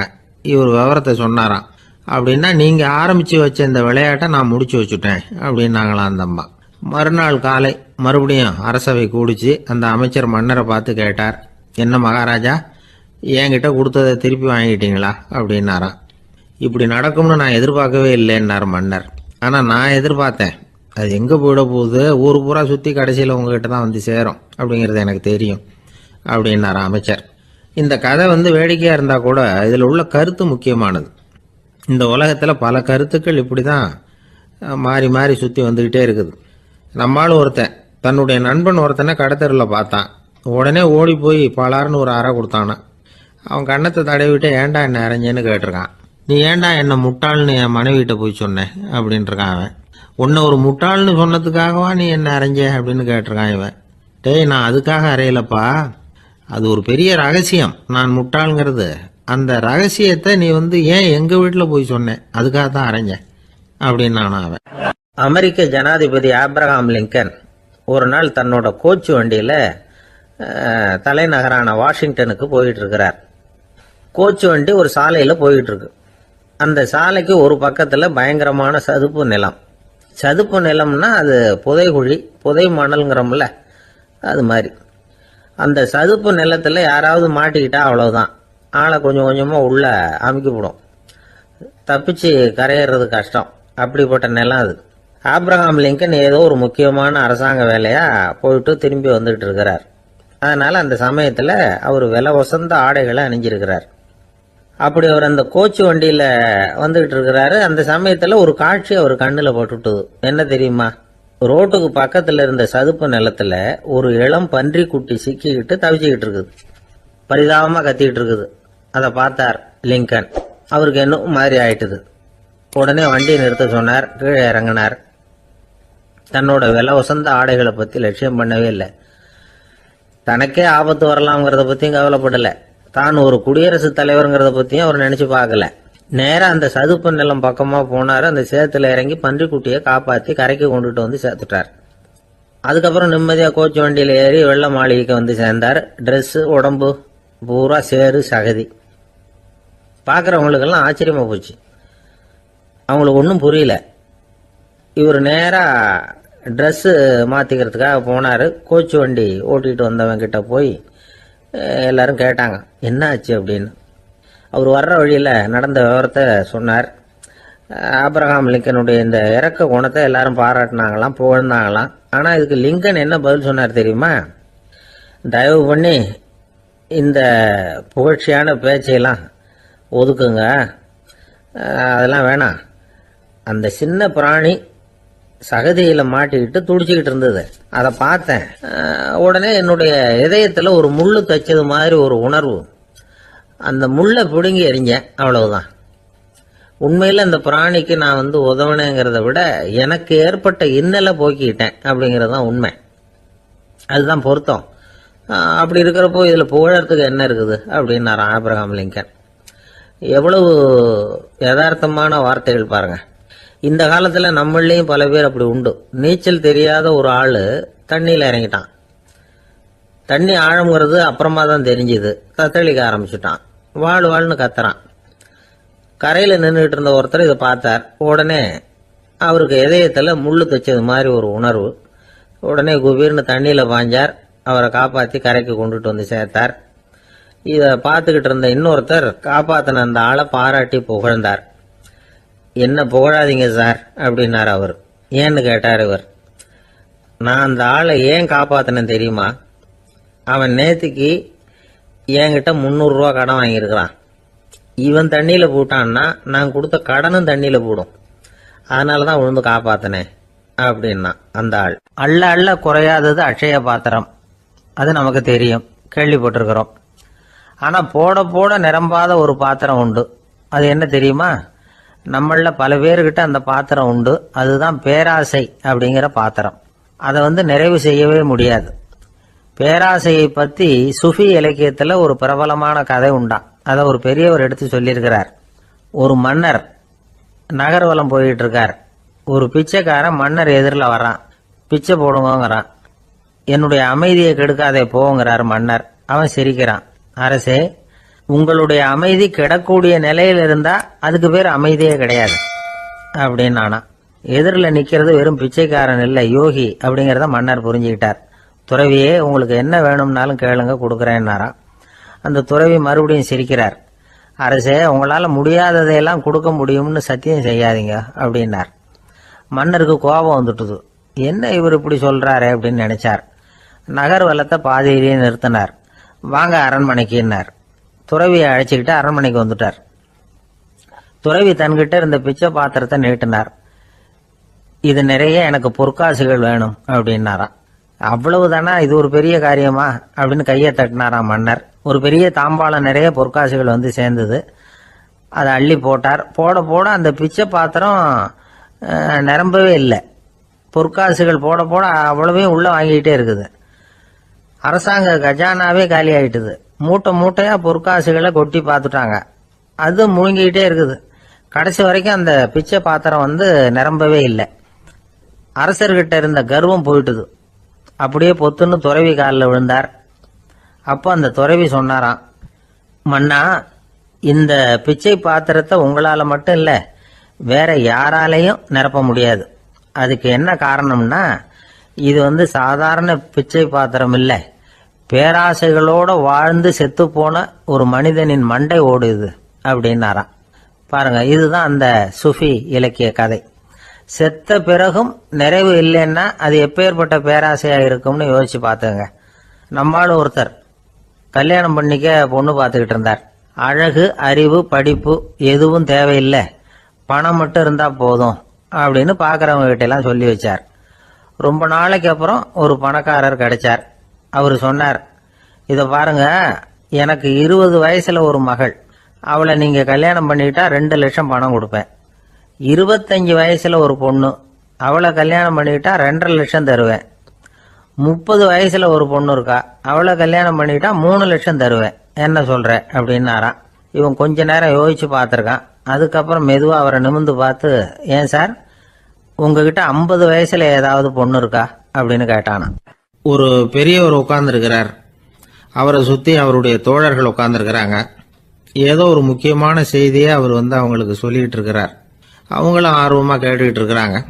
இந்த சமயத்துல யாரோ ஒரு ஆள் வேகமா அங்க வர்றார்.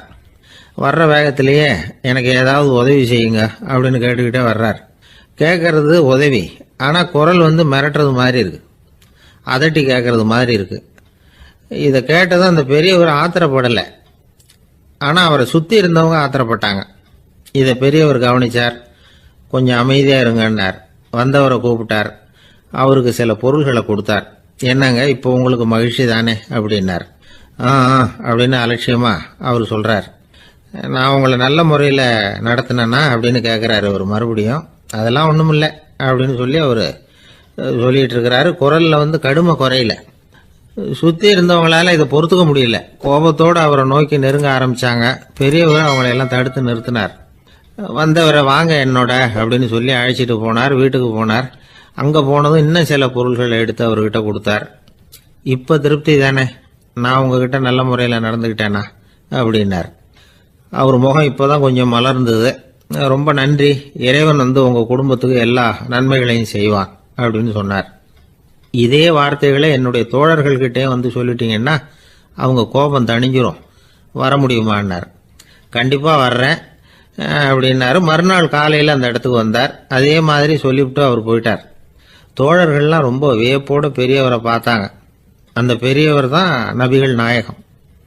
அவர் சொன்னார், ஒருத்தன் ரொம்ப ஆசையாக ஒரு ஒட்டகத்தை வளர்த்துக்கிட்டு வந்தான். ஒரு நாள் அந்த ஒட்டகம் வந்து கயத்தை அறுத்துக்கிட்டு ஓடி போயிட்டுது. அக்கம் பக்கத்தில் இருக்கிறவங்கெல்லாம் அந்த ஒட்டகத்தை பிடிக்கிறதுக்கு முயற்சி பண்ணாங்க. அதை துரத்திக்கிட்டு ஓடினாங்க. ஒட்டகம் வந்து தாறுமாறாக ஓட ஆரம்பிச்சுது. இந்த சமயத்தில் ஒட்டகத்தை வளர்த்தவன் அங்கே ஓடி வந்தான். நீங்கள் அதை ஒன்றும் செய்ய வேணாம், விட்டுருங்க. அதோட சுபாவம் எனக்கு நல்லா தெரியும். அதை சுலபமாக என்னோட வழிக்கு கொண்டுட்டு வந்துட முடியும். நான் பார்த்துக்கிறேன், விட்டுருங்கோ அப்படின்னா. எல்லாரும் விலைக்கு போயிட்டாங்க. இவன் என்ன செஞ்சான் தெரியுமா? கொஞ்சம் புல்லை கையில் எடுத்துக்கிட்டு அந்த ஒட்டகத்தை நெருங்கினான். அவ்வளவுதான். அது ஓடி வந்து இவன் காலடியில் உட்காந்துக்கிட்டது. செல்லமாக அதை அப்படியே தடவி கொடுத்தான். முதுகில் ஏறி உட்காந்துக்கிட்டான். அது பாட்டுக்கு சாதுவாக நடந்து போகுது. இந்த கதையை நபிகள் நாயகம் தம்முடைய தோழர்களுக்கு சொல்றார். ஒட்டகத்தை மட்டும் இல்லை, சில மனிதர்களையும் கூட சில விதத்தில் அணுகிதான் அவர்களை வந்து சீர்திருத்த வேண்டியிருக்குது அப்படிங்கிறத அவங்களுக்கு உணர்த்தினார். இது ஒரு அழகான உளவியல் அணுகுமுறை. சில குடும்ப தலைவர்கள் கூட இந்த ஒட்டகம் மாதிரி நடந்துக்கிறது உண்டு. அப்புறம் அடங்கி போகிறதும் உண்டு. ஒரு குடும்ப தலைவர் காலையில் எழுந்திரிச்சதுலேருந்து சத்தம் போட்டு கத்திக்கிட்டு இருப்பார். பக்கத்தில் இருந்தவங்கெல்லாம் ஓடி போய் சமாதானம் பண்ணி பார்த்தாங்க. அவர் ஓயறது மாதிரி தெரியல. கடைசியில் அவர் மனைவி வந்தாங்க. நீங்கள் எல்லாம் விலகி போயிடுங்க, அவர் சுபாவம் எனக்கு தெரியும், நான் பார்த்துக்கிறேன் அப்படின்னாங்க.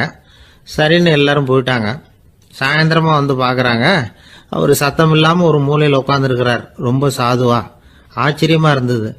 என்னம்மா பண்ணீங்கன்னு கேட்டாங்க. அது ஒன்றும் இல்லைங்க, ஒரு வேளை சாப்பாட்டை நிறுத்தினேன், பட்னி போட்டேன், அவ்வளவுதான் அப்படின்னாங்க அந்த அம்மா. ஒருத்தர் ரொம்ப அவசரமாக போயிட்டு இருந்தார். எங்கே சார் போறீங்கன்னு கேட்டோம். எனக்கு வேண்டியப்பட்ட ஒருத்தருக்கு குழந்தை பிறந்திருக்கிறதாக செய்தி வந்திருக்கு, அதுதான் ஆஸ்பத்திரிக்கு போயிட்டு இருக்கேன், பார்த்துட்டு வரலாம்னு அப்படின்னார். அப்படின்னா கொஞ்சம் இப்படி உட்காருங்க அப்படின்னோம். சில விவரமெல்லாம் சொல்கிறேன், கேட்டுட்டு போங்க அப்படின்னோம். உட்காந்தார். அப்புறம் சொல்ல ஆரம்பித்தோம். புதுசாக பிறந்திருக்கிற ஒரு குழந்தைய பார்க்க போகிறதுன்னா அது சாதாரண விஷயம் இல்லை. அதில் ரொம்பவும் கவனமாக நடந்துக்கணும். புது குழந்தைக்கு நோய் சுலபமாக தொற்றும். முக்கியமாக காற்று மூலமாக பரவுகிற நோய்கள் சுலபமாக வந்துடும். அதனால் நமக்கு உடம்பு சரியில்லைன்னா குழந்தைய விட்டு கொஞ்சம் தள்ளியே இருக்கிறது தான் நல்லது. பெரியவங்களை பொறுத்த வரைக்கும் சாதாரணமாக உள்ள ஒரு கிருமி கூட குழந்தைய பொறுத்த வரைக்கும் ரொம்ப மோசமான ஒரு கிருமியாக இருக்கும். சில வெளிநாடுகளில் எப்படி தெரியுமா, பிறந்த குழந்தை தூங்கிக்கிட்டு இருக்கிற ஒரு ரூமுக்கு போகணும்னா போகிறவங்க வந்து முகமூடி போட்டுக்கணும், காலணிகளை மாற்றிக்கணும், அவ்வளவு சுத்தமாக உள்ளே போய் பார்த்துட்டு வரணும். பொதுவாக சில ஆஸ்பத்திரிகளில் பார்த்தீங்கன்னா பார்வையாளர்கள் நேரத்தில் விசிட்டிங் ஹவர்ஸ் தாயை விட்டு குழந்தைய தனியாக பிரித்து வச்சுருவாங்க. எதுக்குன்னு நினைக்கிறீங்க? அந்த நேரம் பல பேர் வருவாங்க போவாங்க. அவங்க கை கால் சுத்தமாக இருக்காது. சுத்தம் இல்லாத கைகள் மூலமாக கிருமிகள் பரவும். சுத்தம் இல்லாத கைன்னா மண்ணு தூசி படிஞ்சிருக்கிற கை மட்டும் தான் அர்த்தம் இல்லை. சாலையில் கையை வீசிக்கிட்டு நடந்து வர்றீங்க, குழந்தைய பொறுத்த வரைக்கும் அது கூட சுத்தம் இல்லாத கை தான். தாயை தவிர மற்றவங்க குழந்தைய தூக்காமல் பார்த்துக்கிறது நல்லது. தாய் கூட அளவோட கொஞ்சிறதோட நிறுத்திக்கணும். புதுசாக ஒரு குழந்தைய பெற்றிருக்கிற பொண்ணுகிட்ட மற்ற தாய்மார்கள் ஏதாவது சொல்லிக்கிட்டே இருப்பாங்க. குழந்தைய அப்படி வளர்க்கணும் இப்படி வளர்க்கணும் அப்படின்னு ஏதாவது அட்வைஸ் பண்ணிக்கிட்டே இருப்பாங்க. இப்படி ஓவராக அறிவுரை பண்ணுறது அந்த பொண்ணை வந்து குழப்பி விட்டுரும். அதனால் அப்படிலாம் பண்ணக்கூடாது. அந்த பெண்ணே ஏதாவது கேட்டால் கூட டாக்டர் சொல்ல வேண்டிய விவரங்களை எல்லாம் நாமே சொல்லிக்கிட்டு இருக்கக்கூடாது. புதுசாக பிறந்திருக்கிற குழந்தைய மட்டும்தான் இப்படி பார்க்கணும்னு இல்லை. ஒரு நோயாளி குழந்தைய பார்க்க போகிறதுனா கூட ரொம்ப எச்சரிக்கையாக தான் நடந்துக்கணும். ஒரு தின்பண்டமோ விளையாட்டு சாமானோ அந்த குழந்தைக்கு நாம் வாங்கிட்டு போகிறதா வச்சுக்குவோம். அதை நேராக கொண்டுகிட்டு போய் அந்த குழந்தைகிட்டே கொடுக்கக்கூடாது. அதோட அப்பா அம்மா கிட்ட ரகசியமாக கொடுக்கலாம். அவங்க முடிவு பண்ணட்டும் குழந்தைகிட்ட அதை கொடுக்கலாமா வேண்டாமாங்கிறத. அவங்களுக்கு தான் தெரியும் அதோட மனசும் உடம்பும். உங்கள் அக்கறையை காட்டுறதா நினச்சிக்கிட்டு குழந்தை வாயில் எதையும் கொண்டுட்டு போய் போடாதீங்க. போகிறப்போ உங்கள் வீட்டு குழந்தையும் அழைச்சிட்டு போகாதீங்க. இது நோயை வாங்கிட்டு வந்துடும், அல்லது புதுசாக ஒரு நோயை அதுகிட்ட கொடுத்துட்டு வந்துடும். என்னதான் உங்களுக்கு பழக்கமான குழந்தையா இருந்தால் கூட அதுக்கு விருப்பம் இல்லைன்னா பேசக்கூடாது. அங்கே போய் அவங்க பள்ளிக்கூடத்தை ஞாபகப்படுத்திட்டு இருக்கக்கூடாது. நோயில் இருக்கிறப்ப ஸ்கூலை பற்றி பேச அது விரும்பாது. ஆஸ்பத்திரியை விட்டு வெளியில் புறப்படுறப்போ குழந்தைகிட்ட சொல்லணும்னு அவசியம் இல்லை. அதோட அப்பா அம்மா கிட்ட சொல்லிவிட்டு புறப்பட்டா போதும், குழந்தை கோபிச்சிக்காது. சமூக சம்பிரதாயத்தை பற்றி அது கவலைப்படுறதில்லை. இப்படி எல்லா விவரமும் நம்ம எதிரில் உட்காந்துருந்தவங்க கிட்ட சொல்லி முடித்தோம். ரொம்ப நன்றி சார் அப்படின்னு சொல்லிவிட்டு அவர் புறப்பட்டார். குழந்தைங்க கொஞ்சம் வளர்கிற வரைக்கும் தான் நாம் எச்சரிக்கையாக இருக்கணும்னு இல்லை, வளர்ந்த பிறகு இன்னும் எச்சரிக்கையாக இருக்கணும். ஒரு பையன் பள்ளிக்கூடத்துலேருந்து திரும்பி வீட்டுக்கு வந்தான். முகம் பூரா நகத்தால கீறி இருந்தது. அப்பா பார்த்து பயந்துட்டார். யாருடா உன்னை இப்படி பண்ணது அப்படின்னாரு. என் கூட படிக்கிற இன்னொரு பையன். நாளைக்கு உன் கூட பள்ளிக்கூடத்துக்கு வர்றேன், நீ எனக்கு அவனை அடையாளம் காட்ட முடியுமான்னார். அது ரொம்ப சுலபம். நான் பையன் எப்படின்னார் அப்பா. அவன் காதில் ஒன்று கையோடு எடுத்துட்டு வந்திருக்கிறேன், இதோ என் பையில தான் வச்சிருக்கேன் அப்படிங்கிறான் அந்த பையன். ஒரு இலக்கிய கூட்டம் ஏற்பாடு பண்ணியிருக்கிறோம், நீங்கள் அவசியம் வந்து அதில் பேசணும் அப்படின்னு கேட்டுக்கிட்டார் ஒருத்தர். வேணாங்க, 4 பேருக்கு முன்னாடி வந்து நிற்கிறதுனா எனக்கு ரொம்ப கூச்சமாக இருக்கும் அப்படின்னாரு இவர். ஏன் சார் இன்னமும் குழந்தை மாதிரி கூச்சப்படுறீங்களே அப்படின்னார் அவர். அவர் ஒரு மாதிரியாக சமாளித்து அனுப்பி வச்சுட்டு அதுக்கப்புறம் அதை பற்றி இவர் யோசிச்சு பார்த்துருக்கார். சில நிபுணர்கள் எழுதியிருக்கிறத படித்தும் பார்த்துருக்கிறார். மனோதத்துவ நிபுணர்கள் என்ன சொல்கிறாங்க தெரியுமா? 10லேருந்து 20% குழந்தைகள் பிறக்கிறப்பவே கூச்ச சுபாவம் கொண்டதாக தான் இருக்குதான். ஒரு தாத்தா தன்னோட பேர பிள்ளைய ஆசையாக கூப்பிடுறார் விளையாட்டு காட்ட, அதை அழுதுகிட்டு ஓடி போகுது. ஒரு அம்மா தன்னோட பிள்ளைய பள்ளிக்கூடத்தில் சேர்க்கறதுக்காக கூப்பிட்டுக்கிட்டு போகிறாங்க. அந்த புள்ள அம்மாவோட முந்தானையில் ஒளிஞ்சிக்கிட்டு வெளில வரமாட்டேங்குது. இவங்களெல்லாம் எப்படி சமாளிக்கிறது? குழந்தைகளோட கூச்ச சுபாவத்தை போக்குறது எப்படி? இதுக்கு நிபுணர்கள் சில யோசனைகளை சொல்லியிருக்கிறாங்க.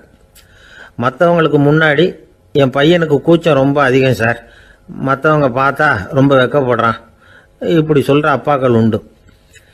என் பையன் புது மனுஷால பார்த்தா அட்டையாக ஒட்டிக்குவான் சார் அப்படின்னு சொல்கிற அப்பாக்களும் உண்டு.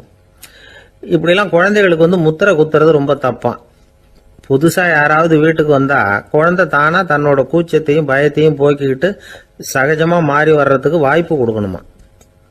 ஒரு கூட்டத்துக்கோ அல்லது சொந்தக்காரங்க கல்யாணத்துக்கோ குழந்தைய அழைச்சிட்டு போகிறீங்க, அங்கே போய் கட்டாயப்படுத்தி குழந்தைய மற்றவங்க கிட்ட பேச சொல்லக்கூடாது. சில சமயம் குழந்தை தானாக தன்னுடைய கூச்ச சுபாவத்தை விட்டு பேசுறதுக்கு முன் வந்தால் அதை பாராட்டணும். குழந்தை கலகலப்பு இல்லாமல் மௌனமாக இருந்ததுன்னா அதையும் கண்டுக்கக்கூடாது. குழந்தை பேச ஆரம்பித்தா அதை ஆர்வத்தோடு கவனிக்க தெரியணும். கலந்து உரையாடுற பழக்கத்தை வீட்லேயே ஆரம்பிக்கலாம். கேட்டதுக்கு பதில் சொல் அப்படின்னு நீங்கள் அதிகாரம் பண்ணிகிட்டு இருக்கக்கூடாது. அது வந்து குழந்தைக்கு பேசுகிற சந்தர்ப்பத்தை குறைச்சிருமா. இப்போ நாம் அதிகாரம் பண்ணால் கேலி செய்கிற பழக்கம் குழந்தைகளை வந்து ரொம்ப பாதிச்சிருமா.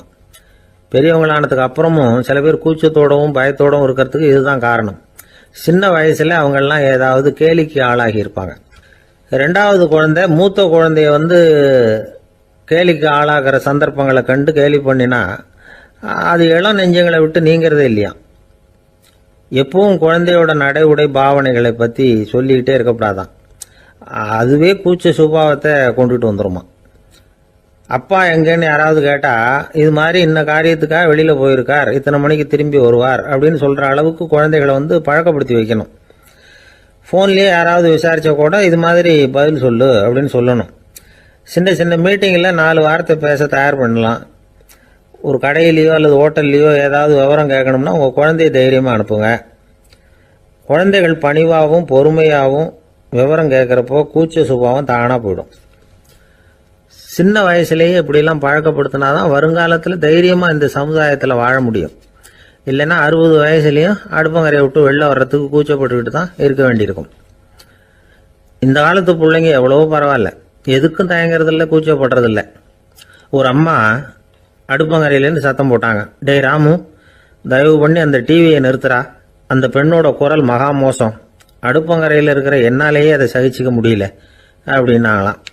உடனே பையன் கொஞ்சம் கூட தயங்காமல் பதில் சொல்கிறான், அம்மா இந்த குரல் டிவியிலேருந்து வரல, எழுத விட்டு மாமி தான் இங்கே வந்திருக்கிறாங்க, அவங்க தான் இப்போ என்னோட பேசிக்கிட்டு இருக்கிறாங்க அப்படின்னு. நான் ஒருத்தர் இருக்கார், நல்ல உத்தியோகத்தில் தான் இருக்கிறார், ஆனால் எப்போ பார்த்தாலும் முகத்தை வெறுப்பாக வச்சிருப்பார், அப்படியே வருவார் போவார்.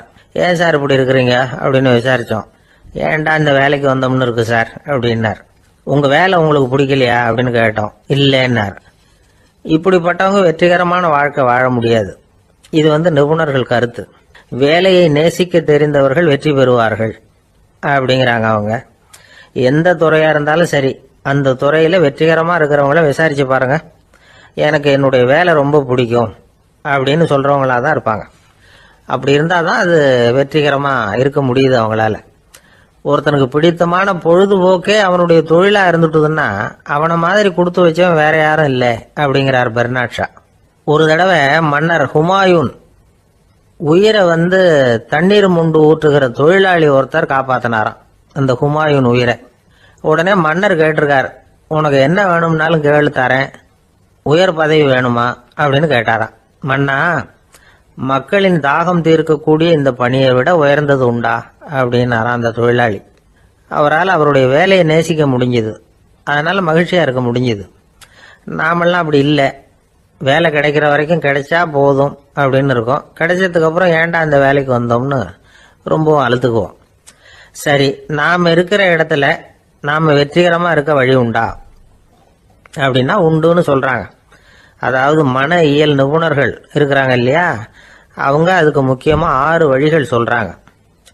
நீங்கள் ஒரு அலுவலகத்தில் வேலை பார்க்குறவரா அப்படின்னா இதை கேளுங்க. அதாவது உங்கள் மேலதிகாரி எதிர்பார்ப்புக்கு தகுந்த மாதிரி உங்கள் வேலை இருக்குதா? அப்படி இல்லைன்னா முதல்ல உங்கள் வேலையின் தரம் உயரணும். உங்களுக்கு மேலே கீழே வேலை பார்க்குற பணியாளர்கள் கிட்ட நல்ல விதமாக பழகுறீங்களா? அந்த உறவு முறையில் ஏதாவது குறை இருந்தால் அதை கண்டுபிடிச்சி சரி பண்ணுங்க. நம்பிக்கைக்கு உரியவர் அப்படின்னு நீங்கள் பேர் எடுக்கணும். நீங்கள் எடுக்கிற முடிவு நல்ல முடிவாக தான் இருக்கும் அப்படின்னு அடுத்தவங்க சொல்லணும். உங்கள் தோற்றத்துக்கு முக்கியத்துவம் கொடுங்க. இது மனம் உடல் ரெண்டும் சம்பந்தப்பட்டது. அதனால மனசையும் ஆரோக்கியமாக வச்சிருக்கணும், உடம்பையும் ஆரோக்கியமாக வச்சிருக்கணும். உங்களுடைய நிர்வாகம் செயல்படுற விதத்தை நல்லா புரிஞ்சு வச்சுக்கணும். உங்களுடைய நிர்வாகம் இப்போ ஒரு காரியம் செய்யுதுன்னு வச்சுங்க, ஏன் அப்படி செய்யுது, எதுக்காக அப்படி செய்யுது, அதனுடைய குறிக்கோள் என்ன, அது நீடிக்கிறதுக்கு காரணம் என்ன, இதெல்லாம் தெரிஞ்சுக்கணும்.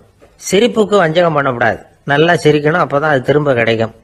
கடந்த கால தோல்வியை பற்றி கவலைப்படக்கூடாது. முதலாளி விருப்பம் தெரிஞ்சு நடந்துக்கிறது நல்லது தான். அதுக்காக காக்கா பிடிக்கணுங்கிற அவசியம் இல்லை. உங்களுக்கு ஒரு பொறுப்பான வேலை கிடைக்குது, உடனே சத்தம் குழப்பம் அப்படின்னு சூழ்நிலையை இறுக்கமாக ஆக்கிடக்கூடாது. எந்த சூழலையும் இயல்பாக கையாளக்கூடியவர் அப்படிங்கிறத காட்டணும். இதெல்லாம் உங்கள் துறையில் நீங்கள் வெற்றி பெற நிபுணர்கள் சொல்கிற யோசனைகள். இவ்வளவு விவரமும் சொல்லிவிட்டு ஒருத்தரை பார்த்து கேட்டோம், இப்போ சொல்லுங்க, நீங்கள் செய்கிற வேலை உங்களுக்கு பிடிச்சிருக்குதா அப்படின்னா. ரொம்ப ரொம்ப பிடிச்சிருக்குது அப்படின்னார். சரி, என்ன செஞ்சிட்டு இருக்கிறீங்க அப்படின்னு கேட்டோம். சும்மா தான் இருக்கிறேன் அப்படின்னார் அவர். வங்க நாவலாசிரியர் சரத் சந்திரர் ஒரு நண்பர் அவர்கிட்ட வந்தார். வழக்கமா எல்லா எழுத்தாளர்கள்கிட்டையும் கேட்கிற ஒரு கேள்வியை கேட்டார். நீங்க எழுத்துத்துறைக்கு வந்தது எப்படி? இதுதான் கேள்வி. அதை தெரிஞ்சு என்ன பிரயோஜனம்னார் சரத் சந்திரர். சும்மா சொல்லுங்களேன், தெரிஞ்சுக்கிறேன் அப்படின்னார் வந்தவர். சரி சொல்றேன்னு ஆரம்பிச்சார். நான் ரங்கூன்ல வேலை பார்த்துக்கிட்டு இருந்தேன். சம்பளம் பத்தல, வேலையும் பார்த்துக்கிட்டு ஒரு பலசரக்கு கடை வைக்கலாம்னு நினைச்சேன். என்னால் மளிகை கடை வச்சு சரியாக நடத்த முடியுமாங்கிற சந்தேகம் என் மனைவிக்கு. அதை சோதனை பண்ணி பார்க்கணுங்கிறதுக்காக சில பொருள்களின் அளவு, அதோட விலை, இப்படி சிலதை சொல்லி எல்லாத்தையும் மனக்கணக்காக கூட்டி போட சொன்னாங்க. என்னால் சரியாக கூட்டி சொல்ல முடியல. உங்களால் மளிகை கடை நடத்த முடியாதுன்னு சொல்லிவிட்டாங்க. உடனே என்ன பண்ணுறது, வேற வழி இல்லை, கதை எழுத ஆரம்பிச்சிட்டேன் அப்படின்னார். கேட்டவருக்கு சிரிப்பு வந்துட்டு தான். சரத் சந்திரர் ஒரு பக்கம் சீரியஸான நாவல்கள், சிறுகதைகள் எழுதியிருந்தாலும் அவருடைய இன்னொரு பக்கம் வேற விதம். நண்பர்கள் கிட்ட பேசும் பொழுதும் சரி, அவர்களுக்கு கடிதங்கள் எழுதும் போதும் சரி, கேலியும் கிண்டலும் நகைச்சுவை உணர்வும் அதிகமாக இருக்கும். காந்திஜி ஒரு சமயம் கல்கத்தாவுக்கு வந்திருந்தார். தேசபக்தர்கள் பல பேர் அவர்கிட்ட பேசிக்கிட்டு இருந்தாங்க. அப்போ சரத் சந்திரரும் அங்கே இருந்தார். கிரண் சங்கர் ராய் அப்படிங்கிறவரும் அங்கே இருந்தார். அவர் சொன்னாராம், காந்திஜியோட பழகிய முதல் வங்காளி நான் தான். போயர் யுத்த காலத்துல இவர் லண்டனுக்கு வந்திருந்தப்போ என்கிட்ட தான் வங்காள மொழி கத்துக்கிட்டார் அப்படின்னாராம். உடனே சரத் சந்திரர் காந்திஜியை பார்த்து, இவர் உங்களுக்கு வங்காள மொழி கத்து கொடுத்தது உண்மைதானா அப்படின்னாராம். ஆமான்னாராம் காந்தி. அதனால தான் உங்களால வங்காள மொழி கத்துக்க முடியல அப்படின்னாராம். எல்லாரும் சிரிச்சாங்களாம். சரத் சந்திரர் சாம்தா பேர் அப்படிங்கிற கிராமத்தில் தங்கியிருந்தார் ஒரு இலக்கிய நிகழ்ச்சியில் கலந்துக்கிறதுக்காக. அதுக்காக ஒரு கல்கத்தாவுக்கு போக வேண்டிய சூழ்நிலை. அதுக்காக புறப்பட்டார். அந்த சமயத்தில் பின்னாடி இருந்து யாரோ அவரை கூப்பிட்டாங்க. இப்படி கூப்பிட்டவரை பார்த்து இன்னொருத்தர் யாரோ அதட்டி இருக்கிறாங்க.